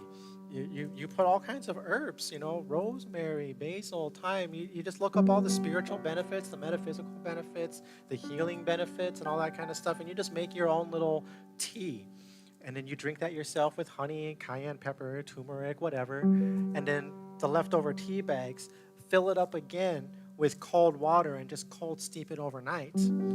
And then use that water to dilute into your watering pitcher, your watering jug, to make a little tea and give it to your plants. The ones who are looking a little peakish, they need a little pep, So if you water them at night when they're going to sleep, and you give them the chamomile water with lavender from the tea that you had the night before, especially if you can drink from it and keep the tea bags in, and with every single sip. One thing we have learned is water stores. Water holds energy. Water stores everything. They're finding it out in science and quantums. They're just now catching up to spirituality and witchcraft and all that kind of stuff. But they're proving it now. And now we can say, because I work in the daytime, I work with scientists, and the science says this. And then I go home and I do this at home, because they do their science stuff. And when I go home, I just have house plants, flowers, the garden stuff. And I just make my own waters. You just have to make good, healthy, clean water for your plants. So what you do is filter your water, number one. I was very shocked to find out that here in Wanamingo, town of 1,000, rural agriculture, the city water is treated with fluoride, which closes up your pineal gland, and lots of excess causes cancer and all that kind of stuff. And we're watering our food with it, we're watering our plants with it, we're drinking from it. People are bottling water with it. A lot of bottled water is just bottled city tap water that's been fluoridated. So what you want to do is, number one, get a Brita filter, or start purchasing distilled water, and don't get it in plastic, because when it moves and goes from place to place and it heats up and cools, and as it soaks, water absorbs and it holds that in. This is another reason why I'm doing what I'm doing here with my piano and trying my best to heal the planet from my pocket of earth and encourage other people to heal their pockets of earth. Just focus on your yard, your property, what you can do to radiate. We ripple out because we're the microverse. We're the spores sporulating. So I'm trying to sporulate my own happy vibe here from my grand piano outward with my plants and animals and all that kind of stuff, because we're all connected and we share things, and we got to share the good healing love. So when you make your water, you drink that up, you water your plants with it, and you whisper to your water with quartz crystals and copper, and they're all conduits. You can wrap a glass with copper, pour your water into it, and swivel it clockwise and counterclockwise and clockwise with different intentions, for banishing and welcoming in, and all kinds of stuff. Protection, for healing, for serenity, for peace, for calm, you name it, everything under the sun. You manifest it with your water. Your water that you drink, you whisper it, you stir with it with a glass stick. Try your best not to use any plastics. If you can use glass, if you can use stone, if you can use wood, if you can use bone, if you can just the things from Earth, and so you want to filter your water and just store it. Just store it in mason jars. Store it in your like always buy glass. I buy all like the kombucha always comes in glass and it's got a screwable lid. And you buy at Casey's down the street here. They sell cold pressed juice in a glass jar. It's really good, just pure cold pressed juice. And it's like 2 for $5 when you have your Casey's rewards card and it's on sale. So I'll get 2 glasses of the pressed juice. When I drink it, I'll wash the bottle and I'll just use it for making moon waters. And we finally got off the Brita filter and changing that in, and we invested in the reverse osmosis because at work, everything that we use whenever we're trying to clean up isolates and kill the bacteria so we can get pure isolates again, we're always using reverse osmosis water, and then we autoclave it. We autoclave, reverse osmosis, and then there's also DI water. We'll use distilled water, but we always autoclave it. That's like heating it under pressure, really hot, and then letting it cool off. And then you use that water in your petri dishes to, do your raw seeds and like clean up isolates and let spores go throughout the water. It's that way you can pour it onto another plate and like look under the microscope and like find out one little spore that's swimming in the osmosis water and get him on his own clean plate that you have made agar and like stuff, or agar. They call it agar. I say agar. Everybody says it differently, but it's basically just like algae and whatever media. So like if you're playing with plants that deal with potatoes, so you use potato dextrose agar to feed the fungus and feed the seeds to grow and stuff like that, because that's what it is, that's what it wants. Or corn, or soybean agar, or there's just so many agars you can make just by making different waters and then solidifying it with algae. It's a weird thing. It's just like you're basically making glorified Jello. Like you heat it up in this thing, and then when it's the right temperature, you can put on your gloves, and you're in this hood that's sterile in a sterile room, and you're with this water that's been cleaned, and you like have this thing down with a blower so nothing comes in. You're just trying to just like, I am using the cleanest of cleanest waters with my gloves with water, pouring onto these plates with these fungus and make sure not another single spore comes in here and contaminates my plate so that way I can know what we're dealing with. That's my life. That's what I do all day, every day. Just look at the microverse and then see how it affects plants and then pass it along up the chain. So there's like stage 1, stage 2, stage 3, stage 4 in all these scientific studies. I work in stage 1 discovery. So a lot of the stuff that I'm playing with and dealing with is stuff that's happening right now in real time. And by the time they figure out what they're dealing with, because like everything shifted, with the climate control, when there's fires, when there's earthquakes and earth opens up and winds blow, things heat up and cool off, bacteria and spores start flying around, and the next thing you know, like every single crop, every single plant and tree is going through like, just like how we had COVID, the plants are kind of going through their plant COVID right now with all the boar ash and the root rot and the sudden death syndromes and and that's what's killing the bees and the butterflies, because there's people like, oh, by the way, I need to post this at some point. There are scientists in Texas and somewhere else, and they are studying the butterflies. So if you find a butterfly just dead, like sometimes you walk by and just like, wow, look at this butterfly, it's just dead and it's just like perfect and intact. It's getting this weird sudden death syndrome that it's picking up from other plants, and they want you, if you can, pick it up, put it in a little bag and mail it to them and label it for them to this lab. They'll take it and they'll dissect it and look at it and see what's going on with the butterflies and the bees, to see what, oh gosh, there's one for the bee. For every single animal, for every single plant, for every single crop, for every single everything, there are dedicated teams of scientists just like looking under their microscopes, just trying to figure out what the F is going on, what can we do, how can we, sustain and keep things going. And it's all related and all interconnected. Because of stuff that I deal with, we find this isolate now, we're storing it and holding it for universities and other labs around the world that deal with like, because you got to look at things kind of like laterally and like, the way the earth rotates. So like certain crops, that's why you look at your zones. Minnesota is a wonderful zone where a lot of different stuff can grow. And then we have greenhouses and growing chambers. So like we can actually like plant cotton in the middle of winter off season so that way we can continue to do studies for whatever science, wherever, who's dealing with whatever. And it's always changing, But one thing is for sure, all those scientists need contract workers, contract lab technicians like me and my coworkers. It's not a full-time position. Like when you get a job as a contract lab technician, they'll be like, all right, you're contracted to work in this lab for like a year, and we'll see what happens. And then if they get budgets and things keep going and they have the budget, they're like, all right, you can have 3 contract workers. 2 of them got to go. And that's the way it goes. And then you just sit there and wait. And then they have like a job placement, like third party because like, even though I work for these people, I'm actually assigned to advanced services. They're like a job placement for that lab.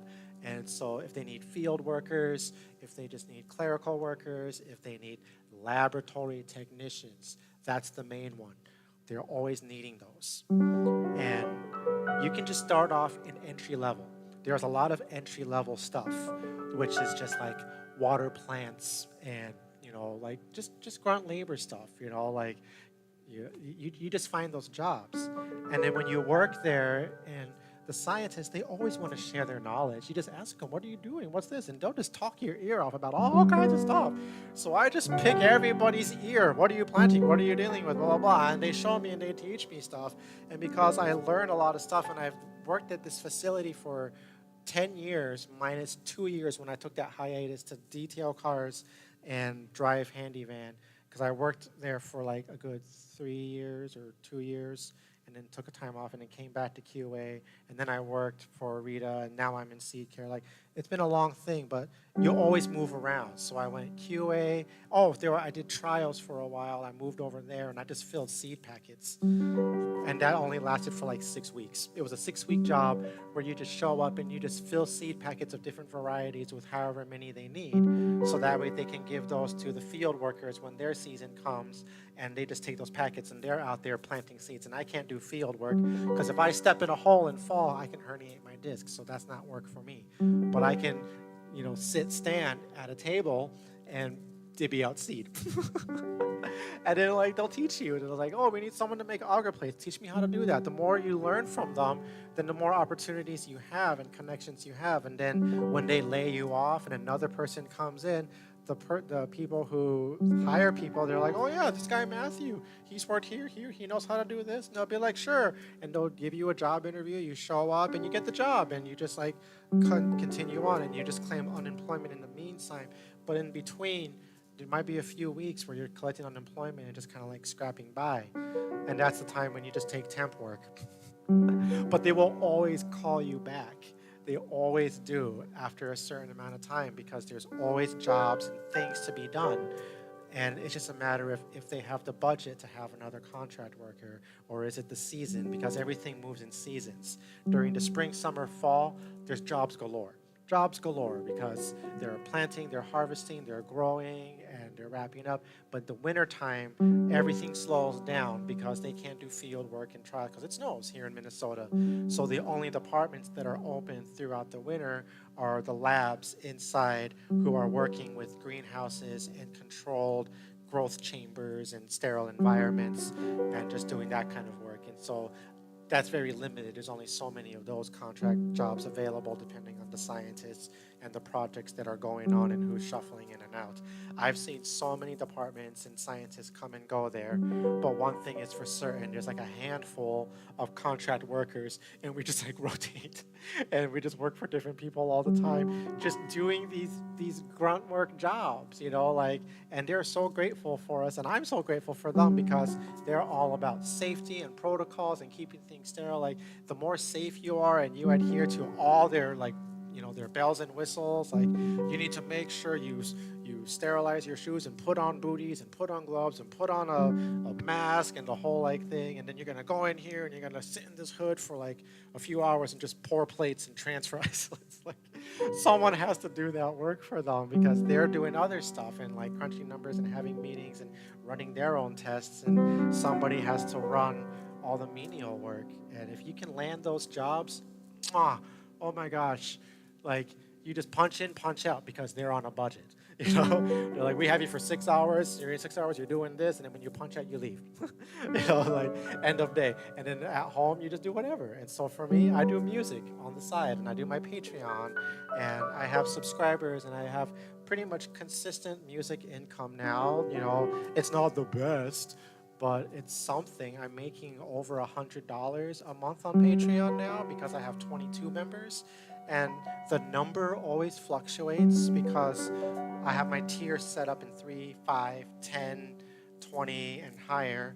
And people who subscribe to me, they're like, just get $3 so they can get the unlisted playlist. That's what's over here. If I go to YouTube Music, I have playlists. And every day I'm at the piano and I'm playing, I'm recording, I'm doing my thing. And come on, here we go, YouTube Music. Let me maximize that. So here's June 2024 daily piano. I have the full on 2025, that's every month. And that's for my higher tiers, my Delightful Daisies and up, my $10. They get access to the full year that just piles up. But every month I start a new playlist and I have it from newest to last. So today, oh, it's still on shuffle. Why is it on shuffle? I like to shuffle. And then if I just go to play, can you hear that? This is today's, and it was actually not recorded today. Let's tell a story. If I go, where is this? Control Shift down. So if I go here into Patreon, where's my Google Chrome? Here's my Patreon page. I had a few members drop, and that happens during this time of year. You know, people are doing vacations and doing things, and they can't afford to support, so they go down to lower tiers. So I lost a few Delightful Daisies, but they just went down to Fantastic Flower, and one of them went down to the Daily Piano Seedling. So, but if I scroll here, posted up top, I always have all unlisted playlist links, and this actually has every single playlist since I started knocking out daily piano, became a thing in April 2023.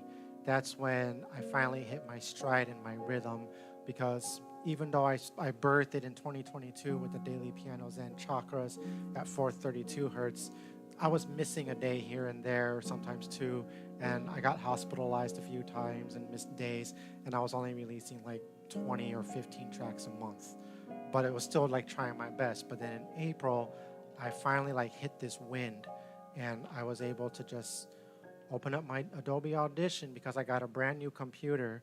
So now if I open Adobe Audition, I can just hit record with my microphones and just record everything that I'm playing for however long, when I improvise, when I play covers, when I work on original compositions, because always when you're practicing is when the best stuff happens, and you're like, I wish I was recording that. So now I made it so I am always recording that in Adobe Audition.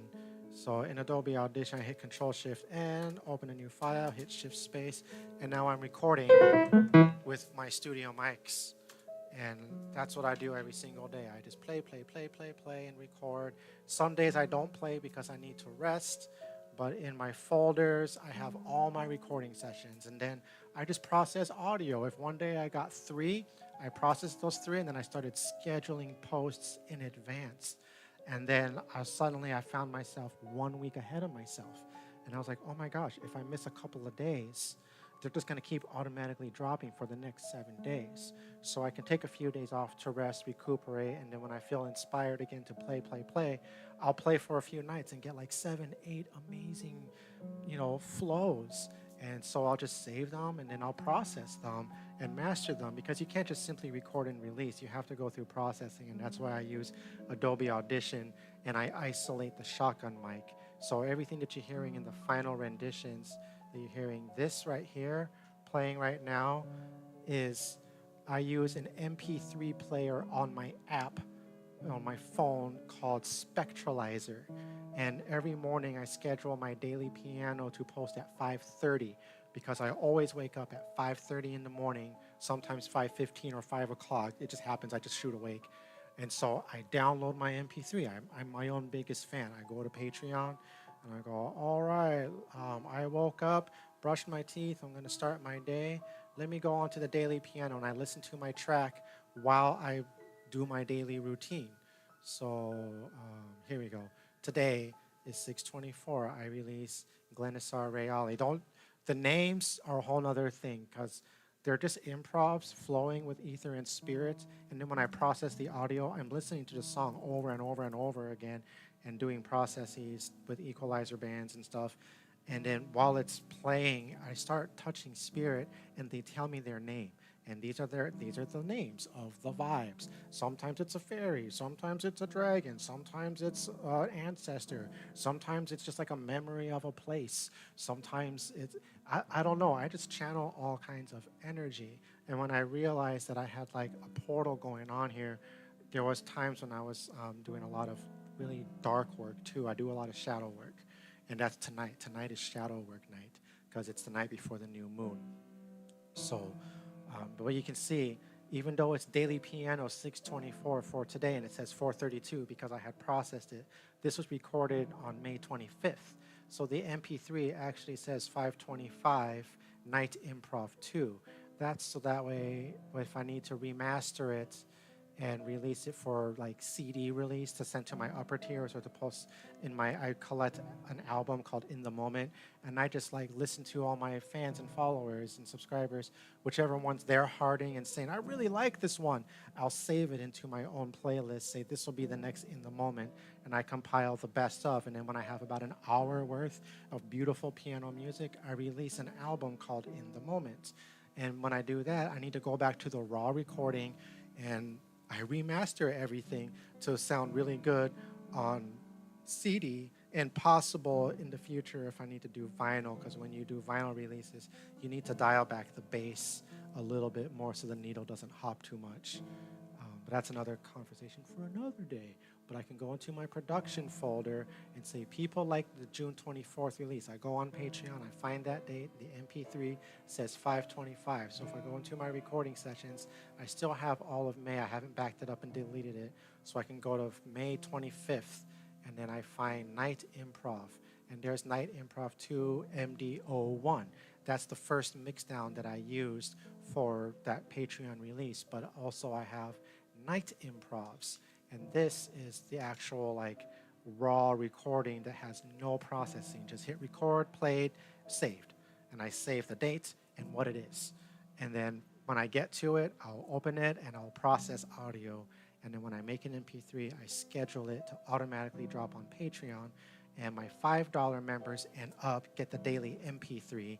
So that way, like throughout the month, if they choose at least 5 MP3s that they like to download, they've got their money's worth of buying 5 singles, possibly 30 for the month.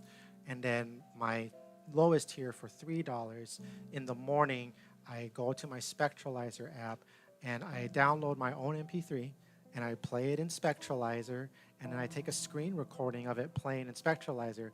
I'll just like pick a color scheme and start playing with the numbers and making it do different designs. And when I'm like, oh, this looks like it matches the vibe, I'll take a screen recording of it and I'll put it on repeat 1.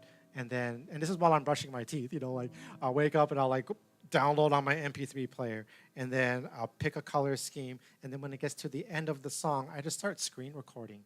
And then when the song starts over, I'm just like brushing my teeth, brewing my coffee, doing my thing. And then when it starts over again, I stop the screen recording. And then on my phone, I just go in the gallery and I cut it and I crop it. And then I rotate it so it's like the right, side. And then I upload that to YouTube. And then YouTube processes it down, and I just make an unlisted playlist. But the playlists are playable in YouTube Music, and you can add them to your own playlists and whatnot. It's just they're not public. If you go to my YouTube page, you're not going to get these. You have to be a Patreon and have the actual link to the unlisted playlists, or be getting the MP3s every single day.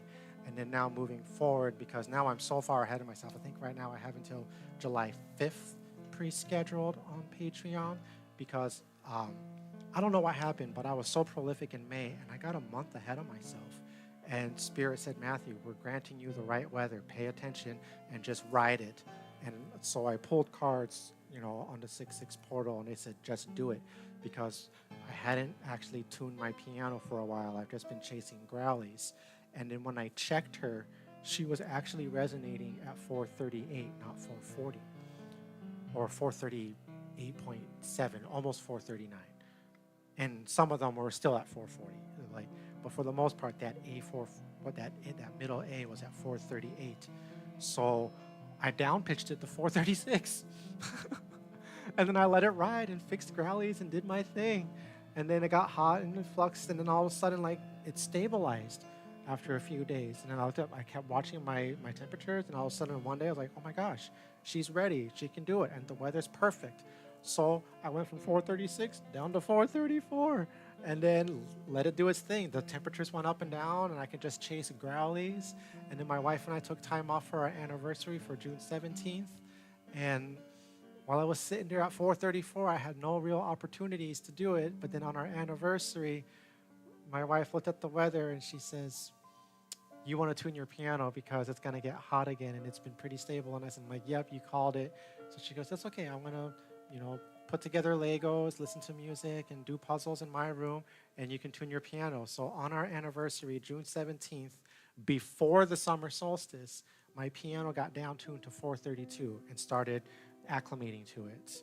And I've just been playing it every single day, just to get those strings to settle in where they want to, and then start fixing it again to be happy with itself, and then pound away at it and just let it acclimate to the new tuning.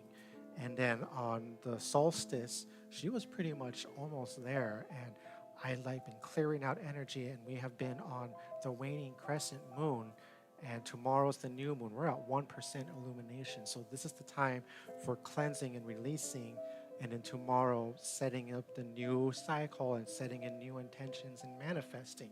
So all of my stuff is now been charging this past week at 432, releasing the previous charge of 440 that they've been fed all this time. So now all my crystals, all my divination tools, all my moon waters, all my singing bowls, all my instruments, all my everything in this room has now been fed 432 hertz harmonics, beautiful piano for days on end.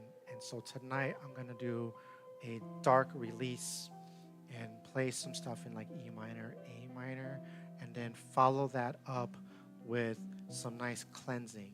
So no, I need to do the clockwise, counterclockwise, clockwise. So first I need to play with a protective barrier, and I need to play along the chakra lines to get all them balancing out. And then from there, I can radiate down to the root and the super high to clear off any negative energy and to filter out any too harsh light that's a bit much to take on, and find that balance and release and flow. My piano is facing west. The high notes are on the north node for the higher chakras. The low notes are on the south node for the lower chakras. Spirit is at the east and flows to me through the west. And I have the portal rock where it faces me, so as I breathe, I'm breathing into that rock, so I can manifest and channel my highest self and my spirit team through that portal to radiate on everything on the piano heading to the west, and everything radiating in this room, from the copper conduits, the feathers, the mirrors, everything. And then I'm just going to record, and see what happens, and just keep doing my daily piano for my collective. This is what I'm here to do, and we are finally there, and we are doing it.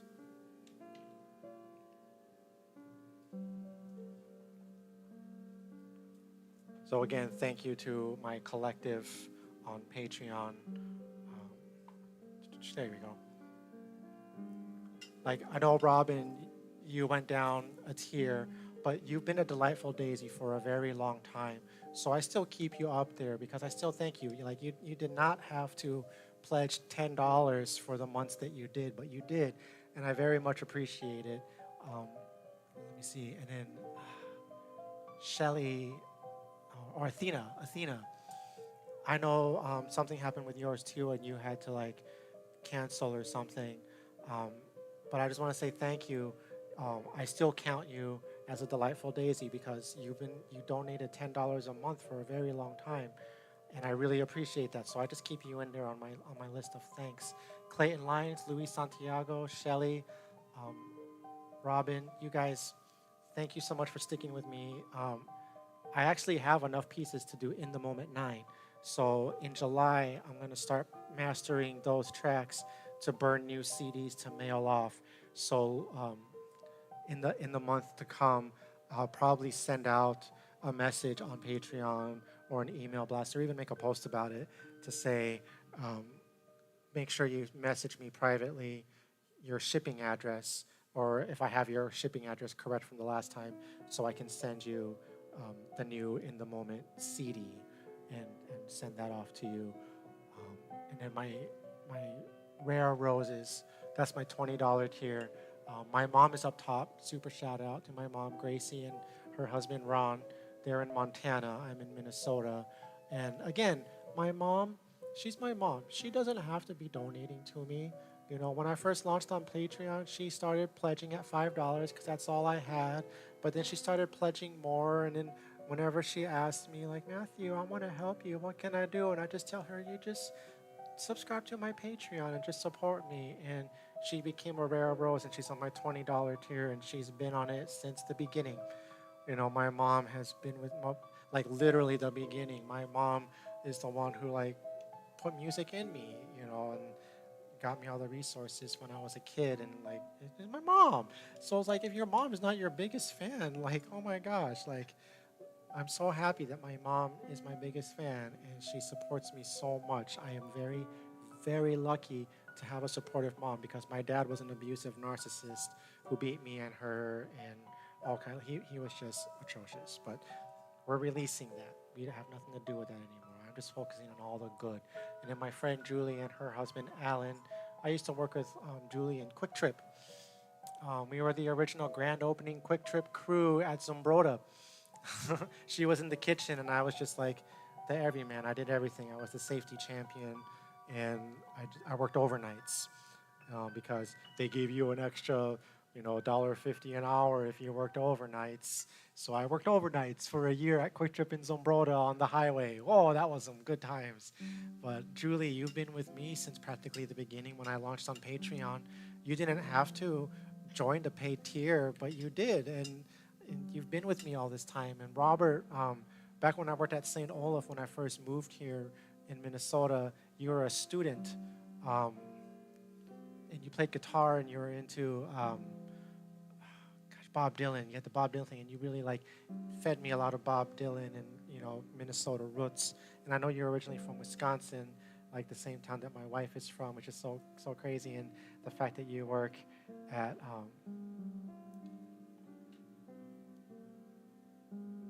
thank you, Robin. I forgot that was playing. But Robbie Mangy, when I worked at St. Olaf College when we first moved out here, I lived in Wisconsin but drove to Northfield for work, to work in the cafe there, in the cafeteria. And you were a student, and there was open mics, and you came over and we jammed, and you play guitar, and you march to the beat of your own drum, and you play with such heart and soul.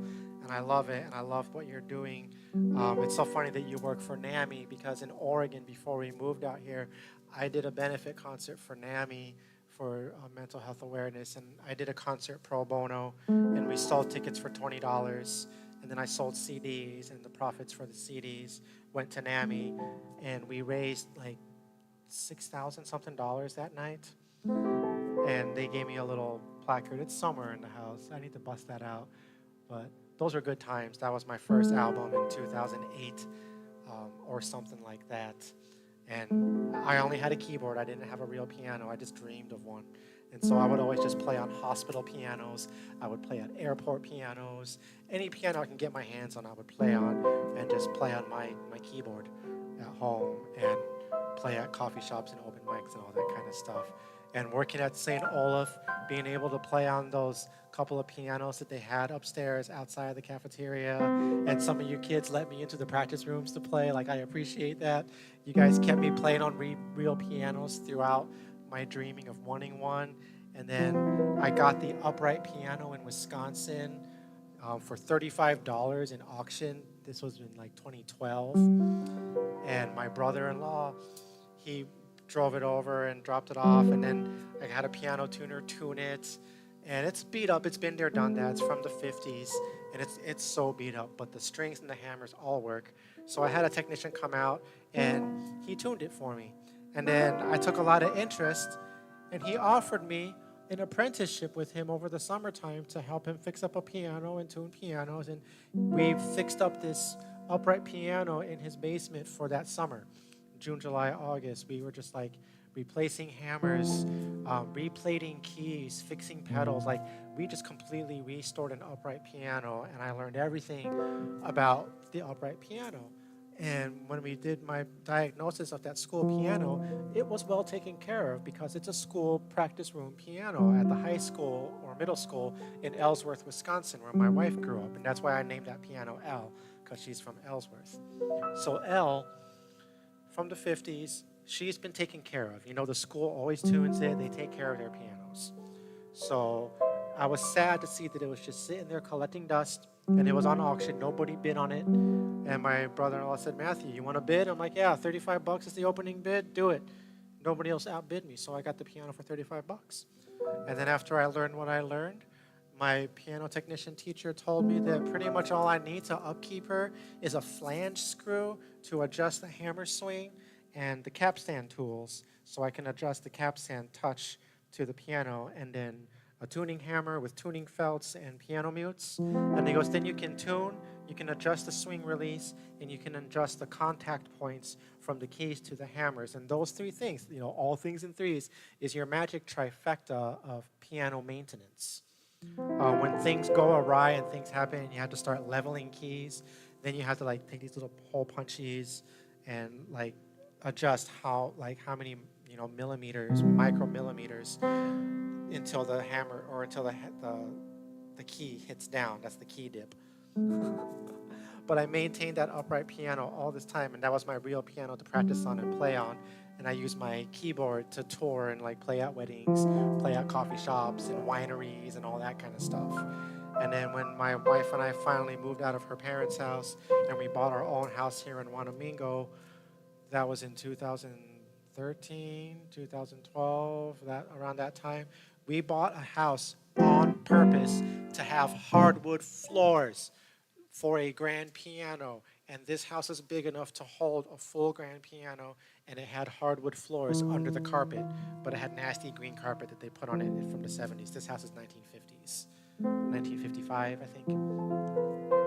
And the hardwood floors were covered, but my wife slowly, little by little, strip by strip, because it's our house, she would just tear it up, and, you know, I'd sit on it, and she'd tear it up, and and we'd work together little by little. She did a lot of the work because, again, I was healing from car accident, healing from herniated discs, and doing what I can, and she picked up a lot of load. But the hardwood floors are not perfect. They've got a lot of wear and tear. It's been lived in, but it looks a lot better than that green carpet. And now that that's been exposed, the pianos resonate because it's all hardwood floor. All the rooms now, hardwood floor, because we stripped all the carpet out. The only carpet that exists now in this house is in the foyer, where the kitchen is.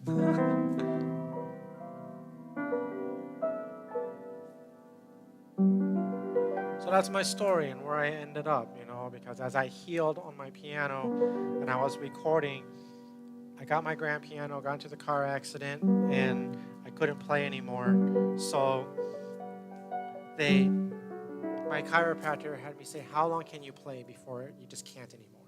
So I would sit down on the piano with my right hand, and I would just I would improvise and just play what I can, and then play with my left hand. I was able to play for like 5, 10 minutes before I just couldn't anymore. I couldn't use the pedal, or I used the pedal for a little bit, and then like my foot just gave out and just couldn't do it. It just hurt too much. She'd be like, okay. And then she would like do muscle work with the ultrasound therapy on the muscles, because after the car accident and the whiplash, she couldn't just crack me in place because of my muscles. I had contusions and things were all out of place and all the muscles were flared up. And she goes, your body fought very hard to not break a bone and to hold that body in place. And she goes, you're very lucky. She goes, we just have to work on tissue stuff first, and then once those relax and are not inflamed anymore, then we can start adjusting you and getting things in place. And then while I was getting in place, I was doing acupuncture for pain relief and for channeling my flow, and I was doing that on Mondays with a lady named Ashley in Northfield. And in conjunction together, and then my chiropractor, she was feeding my body. She doesn't just do she's not a crack, see you later chiropractor. She's a let's find the problem here. We're gonna give you supplements, not like medicine, but she uses standard process is the name of the supplements that she gets. So she'd be like, I'm gonna give you, I want you to take omega-3 fish oil to lubricate your discs, and take those, twice a day, in the morning and at night. With your food and eat foods. She would say eat foods with omega-3. So have brown eggs and find anything like certain nuts that have omega-3s. And she also wanted me to have more magnesium and iron to help with the bones and the ligaments and all that kind of stuff. And they have something called like Ligoplex that's got all these other herbs and stuff that are good for anti-inflammatory and for all kinds of stuff, and lubrication and functionality and tinctures and all that kind of stuff. And I would take that with my food, and she'd be like, just been drinking clean water. She's like, Matthew, as you detoxify and you heal from all this, because you're also dealing with mental stuff, I was doing mental health therapy and getting over the trauma from the car accident and dealing with the childhood trauma that comes back from all the pain on my whole body. My whole body stores all the pain from all the abuse and the beatings that me and my brothers and my mom got from my dad growing up my whole life. And the body would remember all those things. And so I had to heal my mind.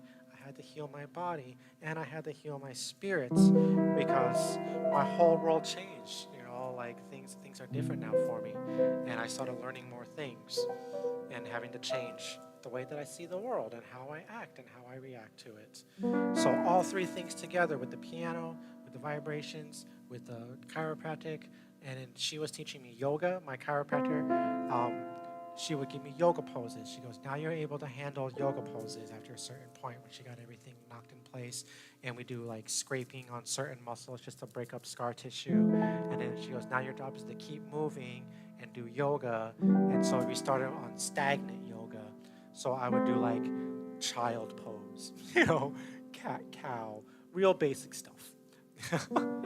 And then as I was able to gain mobility, then I can incorporate cobra pose, and then, try and do like a half boat pose just to try and build up my core strength, and then see if I can get into a pigeon pose at a certain point. Like it was like a slow, gradual process. And then she would also have me use a TheraBand to do strength training. So, and then she would have me like, to deal with the whiplash, I would do these, turn my head and look down, breathe, and then turn my head the other way and look down and breathe. And then her husband, he teaches a lot into practice, self-care, using foam roller and lacrosse ball and different stretches and movements. So he goes, you'll see us for like half an hour where they'll work on your muscles, give you an adjustment if you need it. But then after that, you have to do the homework. And when you're at home, you have to feed your body right, healing foods that are going to like circulate in your blood and facilitate lymphatic release, facilitate anti-inflammatory to your muscles and to your ligaments, and to lubricate the discs you need to have healthy fat oils and healthy water and like herbal teas and Eat things that'll like give you your iron, your magnesium, and you incorporate it in your food. And instead of having 3 meals a day, you just eat throughout the day in little bits, as healthy as possible. Drinking water every hour, every half hour, just sipping on water that has lemon in it, or maybe I'm gonna do honey water, honey and cinnamon, or this time I'm just gonna have an herbal tea, and then just have some straight up water, and then like you just feed your body a lot of water, whisper your intentions to your water, eat healthily, and pay attention to because when you start paying attention to foods and color and resonance with, like I was talking about, your chakras and your frequencies, your heart chakra, your G, that's this one, that's your root chakra, that's red. So if you eat foods like cherries, pomegranates, tomatoes, red foods, red beets have anything red that's natural of earth, cayenne pepper, your spicy peppers, that's going to feed your root chakra and balance all that stuff. And then like cayenne pepper helps carry nutrients and stuff throughout your blood. So if you can, sprinkle cayenne pepper in your hot tea, in your iced tea, in your water, just sprinkle it and drink it every now and then, and sprinkle it in your food, cook with just, you don't need to have a lot that it just like, just a little bit, just a little sprinkle. You feel a little bit of a zest on your tongue. That's enough that those red granules will carry the nutrients into your blood system a lot better to do what it needs to do to heal your body. And then all that heals the root chakra areas and like deals with, your sacral, your pelvis. When you start eating things lower, things that are like black and brown and of the earth, root vegetables, things that are below the surface, like potatoes, carrots, beets, ginger root, that kind of stuff. That's also like reds and yellows. That's all this lower stuff, but it's also from the lower earth, and that's going to help like your legs and your feet and all that kind of stuff, but also help you balance and radiate upward because there's connective nodes that harmonize with the other frequencies to help your body. And then your solar plexus is yellow. And again, like that's in this lower abdomen area, your solar plexus, your pelvis, and your sacrum, those areas. And that's these frequencies. So these frequencies here that harmonize up here for your higher and harmonize down here for your lower, that all feeds those chakra systems. And you want to eat foods in those colors. So yellow, have lemons, butternut squash, turmeric, ginger, chamomile, dandelions, like all that kind of stuff is going to heal that chakra and balance things out. And every time you do this, you're going to expunge, you're going to detoxify, and that's where your lymphatic system comes into play.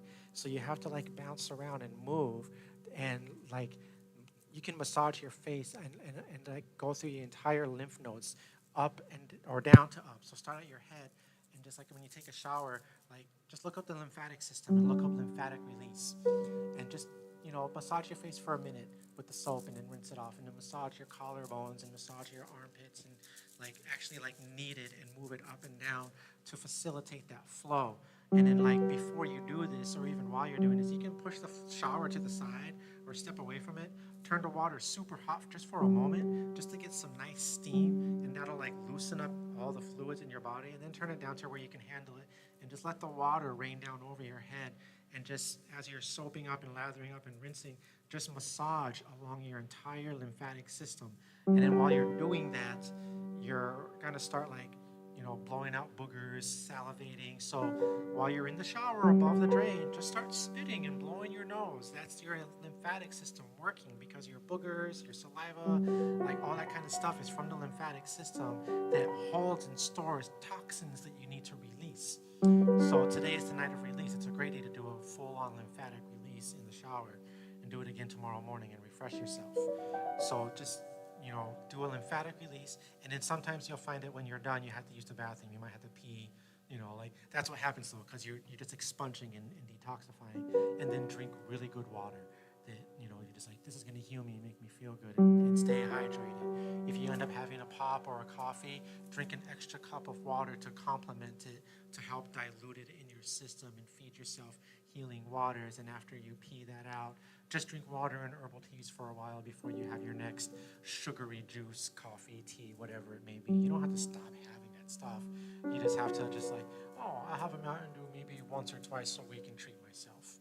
In between that, I'll have like pineapple juice or cranberry juice or orange juice. And again, pay attention to the colors and closeness to earth. The less processed it is, the better. And I know a lot of people can't handle just straight up eating cilantro or straight up eating parsley or whatever. But what you can always do is brew a tea, an herbal tea that you like. Just pick up, I just buy all kinds of herbal teas, and we have all kinds of teas, and I just put like 3-4 tea bags in, and then like after I'm done steeping it, take some cool moon water and put that into diluted, and just make like a room temperature like tea that's diluted, that's drinkable as an iced tea that I put like honey and cinnamon to sweeten it. And I just put all kinds of herbs, that's where you'll steep celery and steep, spinach, whatever. You can steep your greens into water. The water will extract all that good stuff into it, and you just steep a tea with it. Or just boil it with a little simmer pot for like, 5-6 minutes. Get all that stuff to come out. Your water will turn like greenish, yellowish. And then you just like take your tea, put it into a bigger like mason jar, and then add your veggie water to it, and then throw in some like honey, some turmeric, some cinnamon, some clove, nutmeg, whatever you like, just to sweeten it and spice it up. I like to put cayenne pepper so it feeds my body. And then you just store that in your glass bottle in your fridge, and then you have a pitcher of just clean water with lemon or just plain up straight water, and then you'll drink that water and just put a splash of that tea water in it for the last gulp, or for like the first gulps, drink a cup of that and then drink a cup of regular water, and then you're feeding your body that water throughout the day. And especially if you drink that water when you eat, because your food will get absorbed with that water in your stomach with all those nutrients from all the herbs and things that you imbue intention with, and you feed your body throughout the day with water and good food, nuts and cranberries and apples and all that kind of stuff. Like, for your breakfast, your lunch, your dinner, like, by all means, if you want to have your bacon, you want to have your eggs, you want to have that piece of chocolate, don't deprive yourself. You can have it, but don't go having like sausage and bacon and steak and burgers for breakfast, lunch, dinner, and snack. Like, there'll be times where I'll just go vegetarian for a few days just because I feel meated out. So just like maybe pick one meal to be your meat meal, which is probably like the meal that you're going to do before you do any kind of like hard labor. Because if you're going to be working your muscles, you need that protein. And so that's the time to like, breakfast, lunchtime, to have some small amount of meat to feed your muscles. And some juice and sugar to give you some energy to do it. And then follow it up throughout the day, every half hour, every hour, drinking water. And when I was going through my healing process, doing this, I literally, on my phone, I got Charmander. He goes, Charmander, Char. That's the alarm that I set.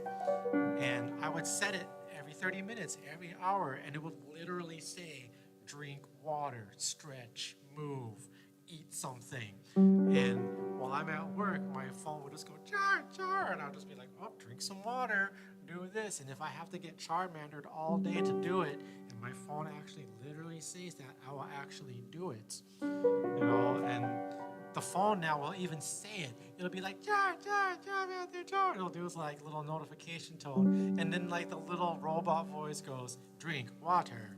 And it'll Char. So I was like, oh man. So it'll actually, you'll hear it say it, you'll see it, you'll be alerted, and you just do it. And then after a while, I started beating the Charmander, and I would like silence him before he went off. And now I don't need the Charmander to remind me. I can just feel it. I'm like, oh man, I need water.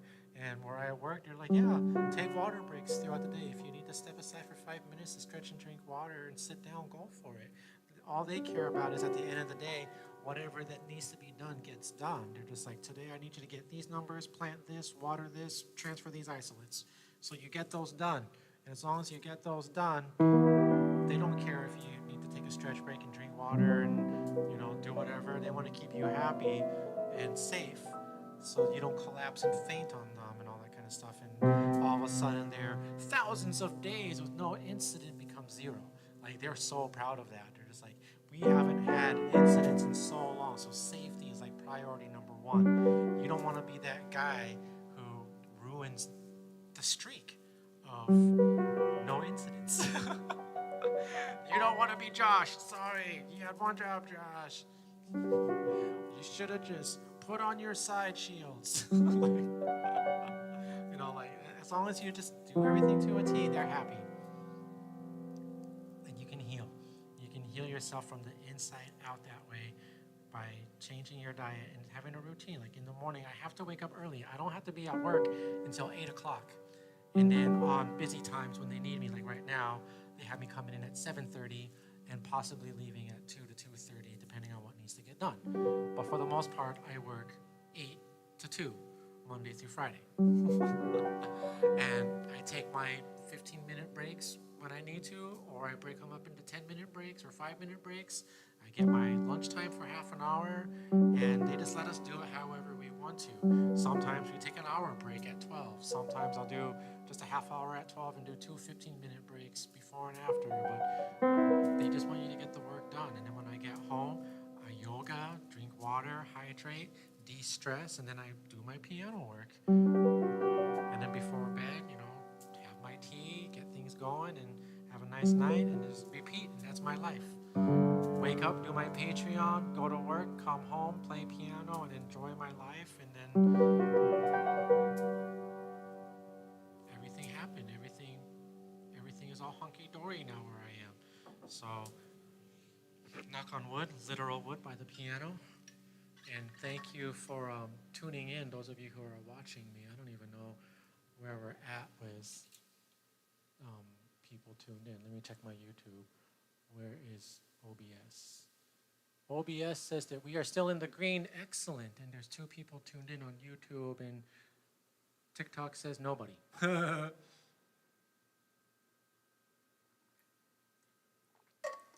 That's okay. This is my live stream. I can do whatever I want. So let's release. Let's do some release. So first thing I'm going to do is open up my Adobe Audition. Adobe Audition, where I get everything done. Just give it a second to boot up. She still sounds good.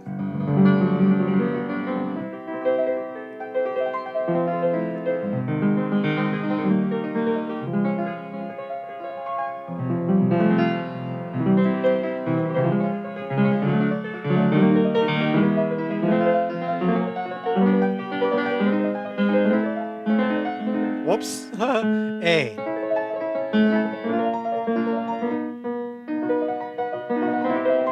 Oh. One of those went off.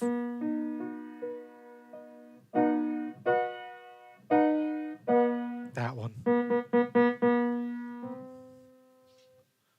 Let's see which one it is. The left one. That's okay. Let it be what it is, because we're still acclimating, and the temperature is going to get hotter here in Minnesota before it gets cooler. So things will sharpen up, then things will flatten up, and things will start growling. But for the most part, we are in tune.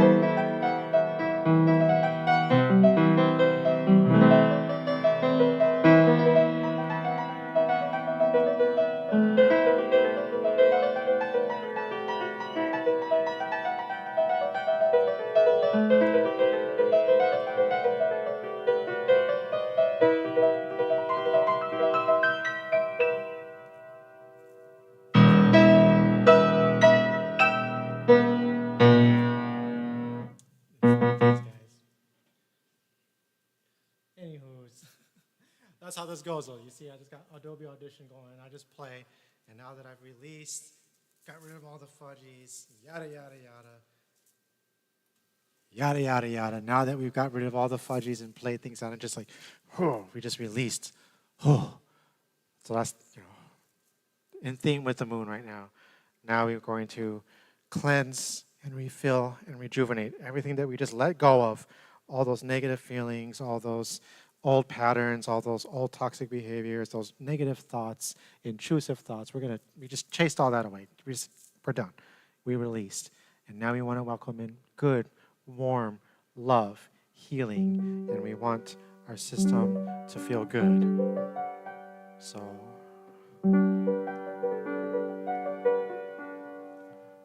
now I've set. Those are those chakra tones now. So I'm holding down the sostenuto with my left foot, and I have resonating out the lower G, the middle G, the D. So I got that fifth going, and then I have from the 300 range to the 900 range, the chakras. Those are all just resonating in the background.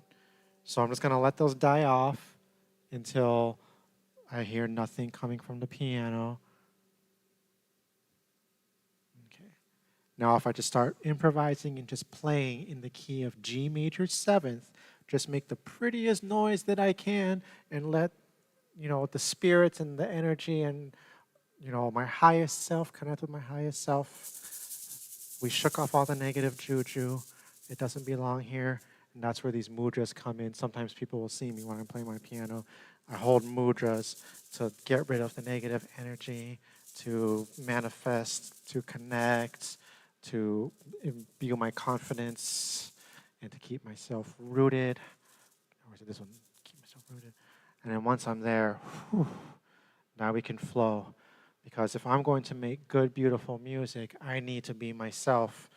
So all the daily piano pieces, like before those get played, there is unrecorded and possibly sometimes recorded just stuff, just like, because I got to do the shadow work and release and then shake off. I wear certain crystals on each hand for a reason, because the left hand is what comes in and the right hand is what goes out. So there's a reason why I wear the certain stones that I wear on my wrists whenever I play piano and channel things. They all serve a purpose for a reason, to channel energy. And now that I've released and I've done this, so now I can take a breath in and just start flowing. And then if it's good, it becomes a daily piano piece.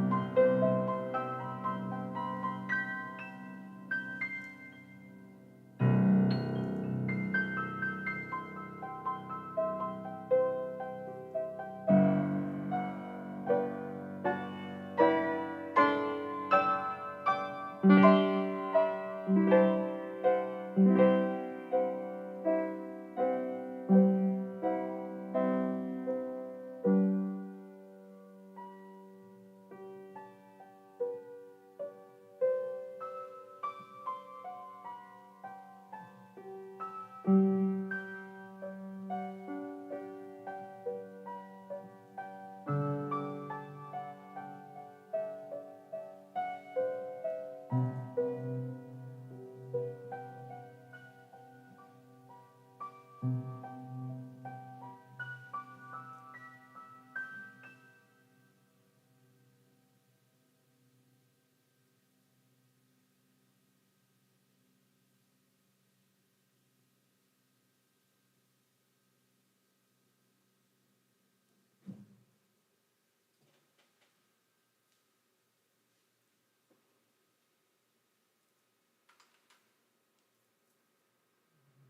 now, let's move this out of the way.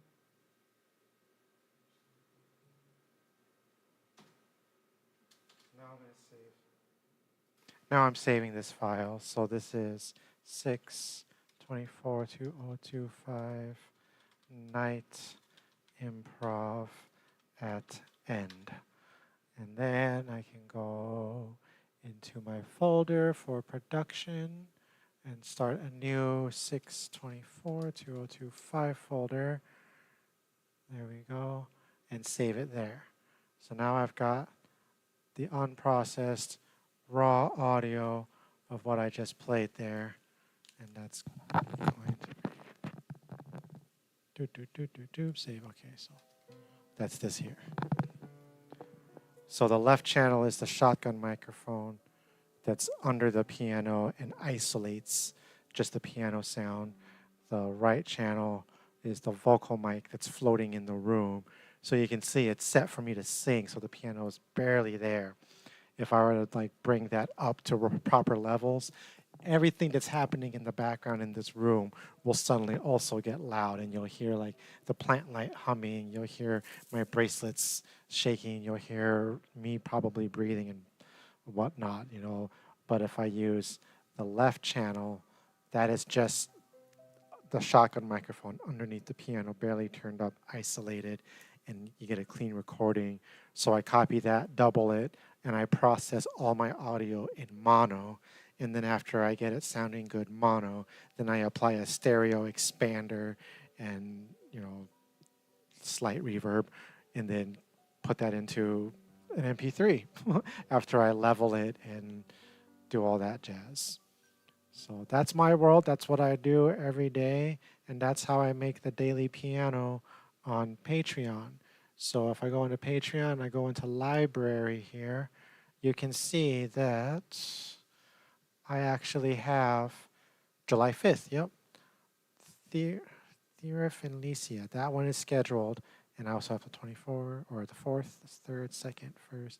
So tomorrow is the 25th. That'll be Sorendalia. That'll drop first thing in the morning.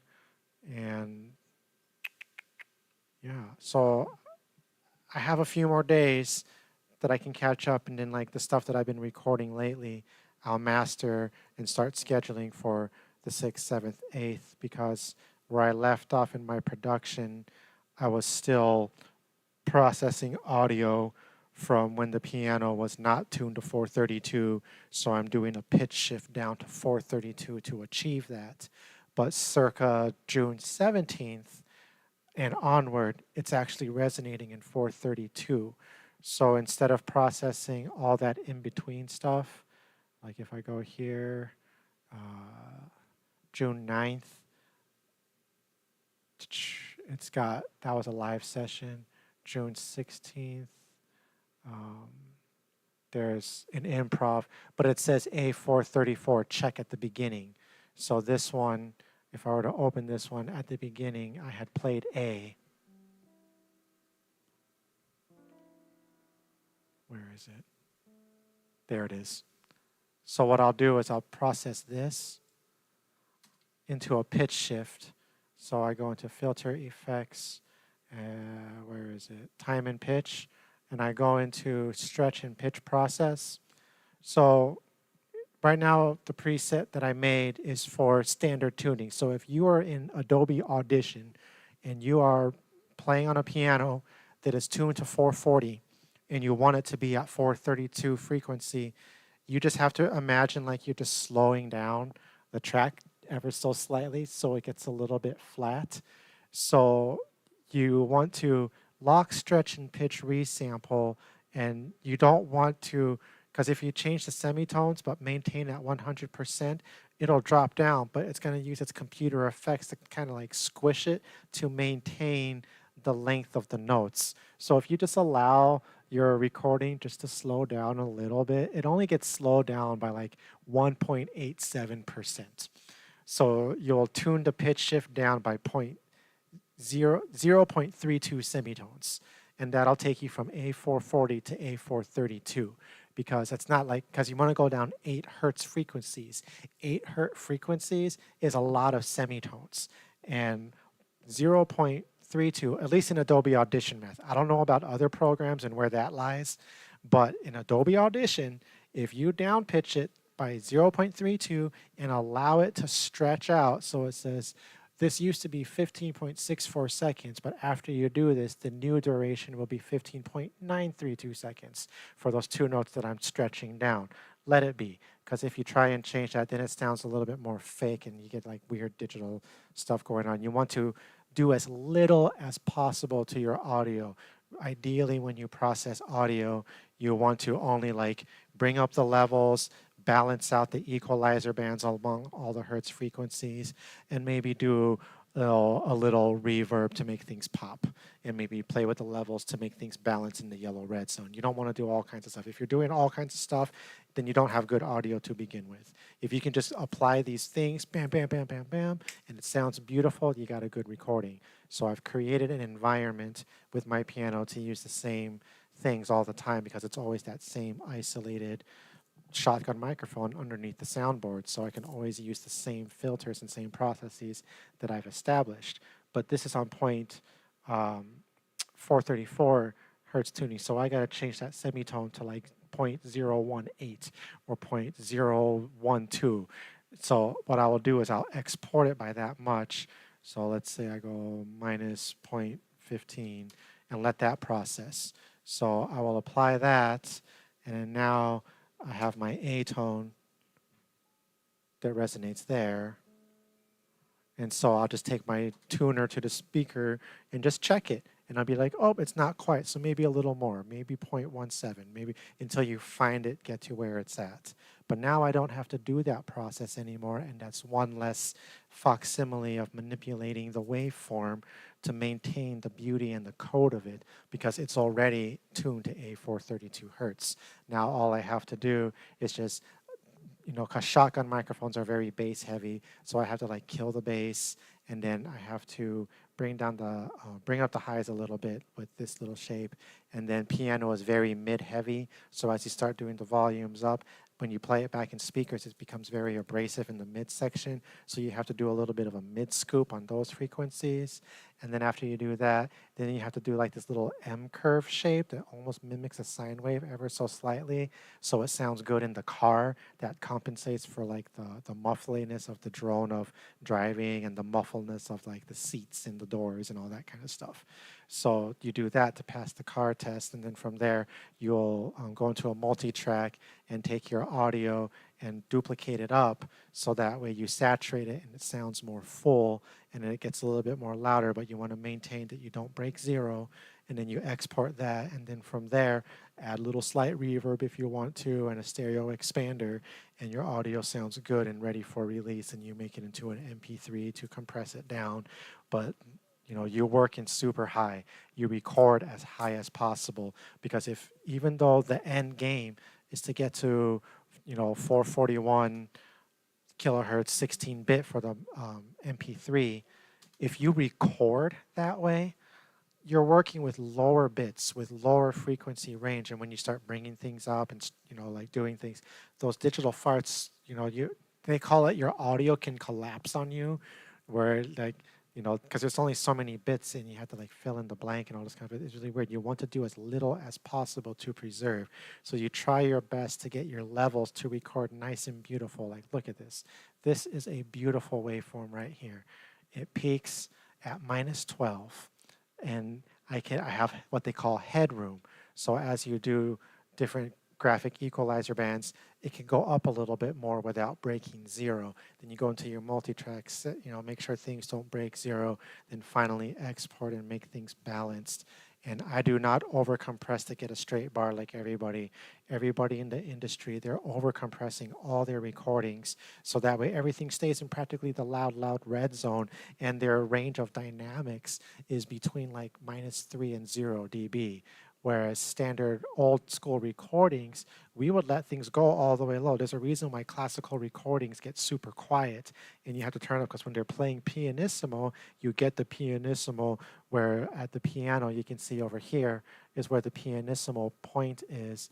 And that one barely breaks -27 dB versus over here where we are playing loud fortissimo, this section over here is actually hitting the -12. So that would be your peak, and your lowest low is -27. That's a huge barrier of decibel difference, and you just kind of want to like tighten that up and bring it up so it hovers between -15 and 0, what I call like the happy zone, the yellow-red zone.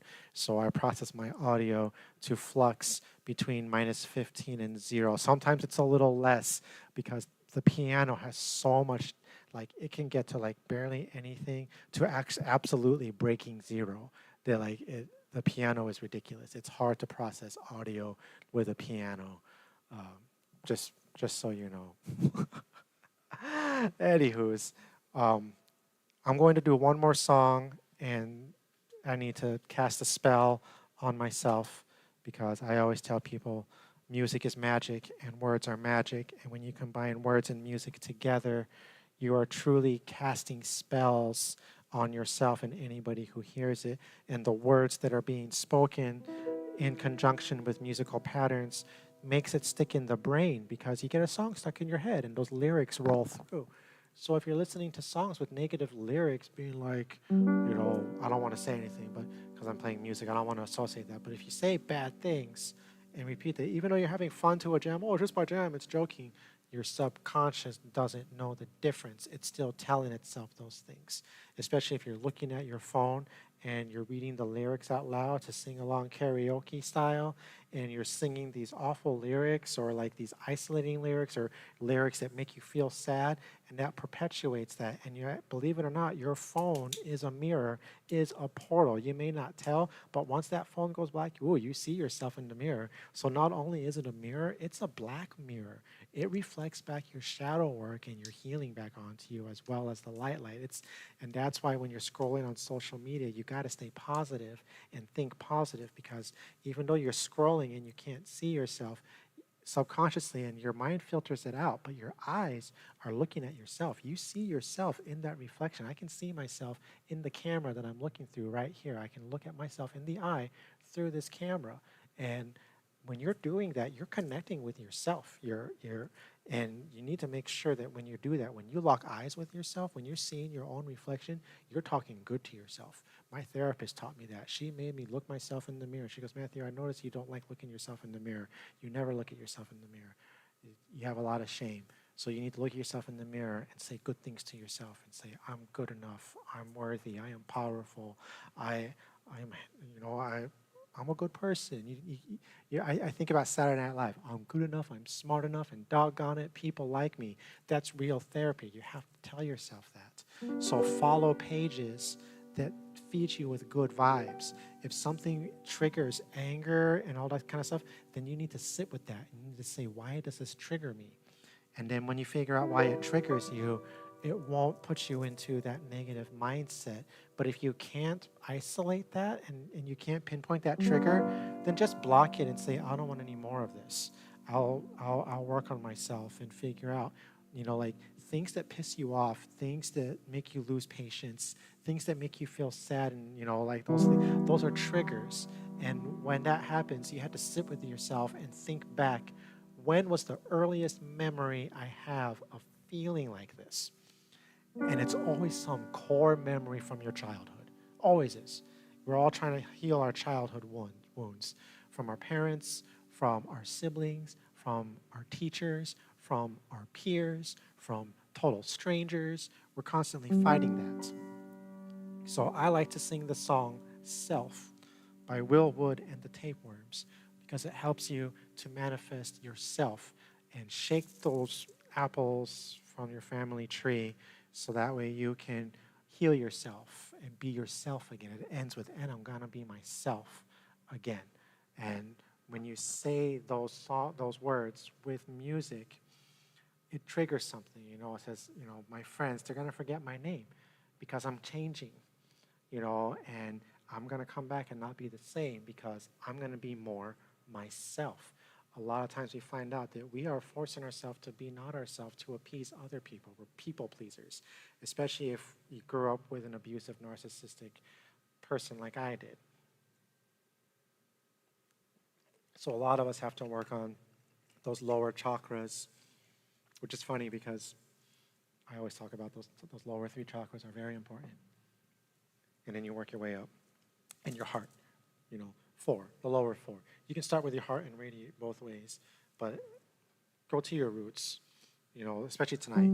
Do some shadow work, sit with yourself, talk to your ancestors, talk to your spirit team, talk to your deities, whomever, and just be yourself. Let things be.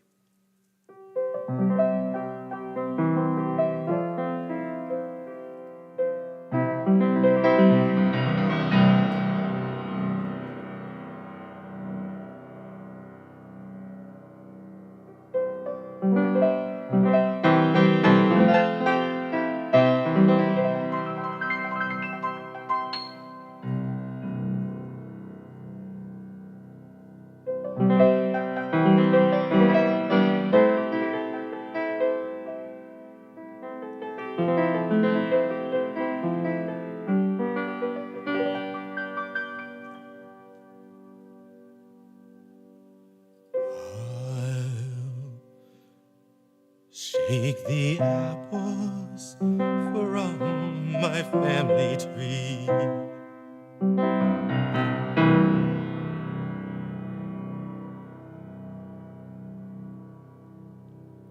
So when the autumn comes to take the leaves,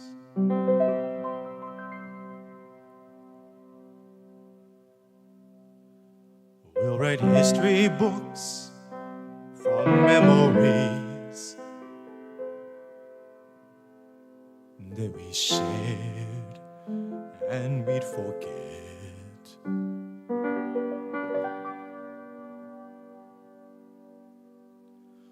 Well, I don't remember 2012,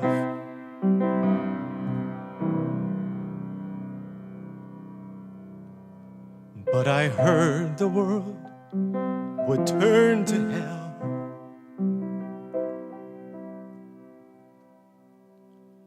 But compared to that, well, I'm doing well. So I pray to God it really did.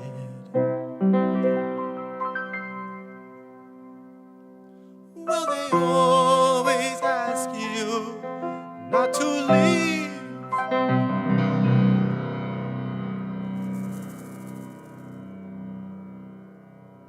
and I am as they remember me.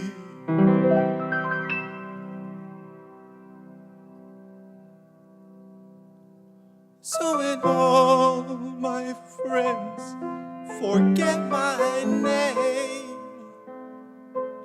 no, I won't come back and be the same.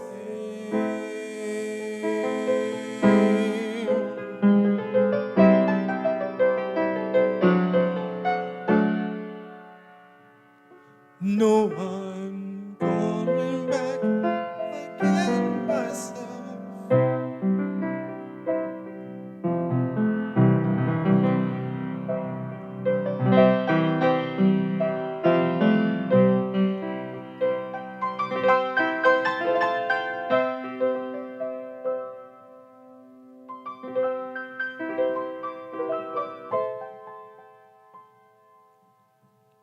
And I'm gonna be myself again. And I'm gonna be myself again.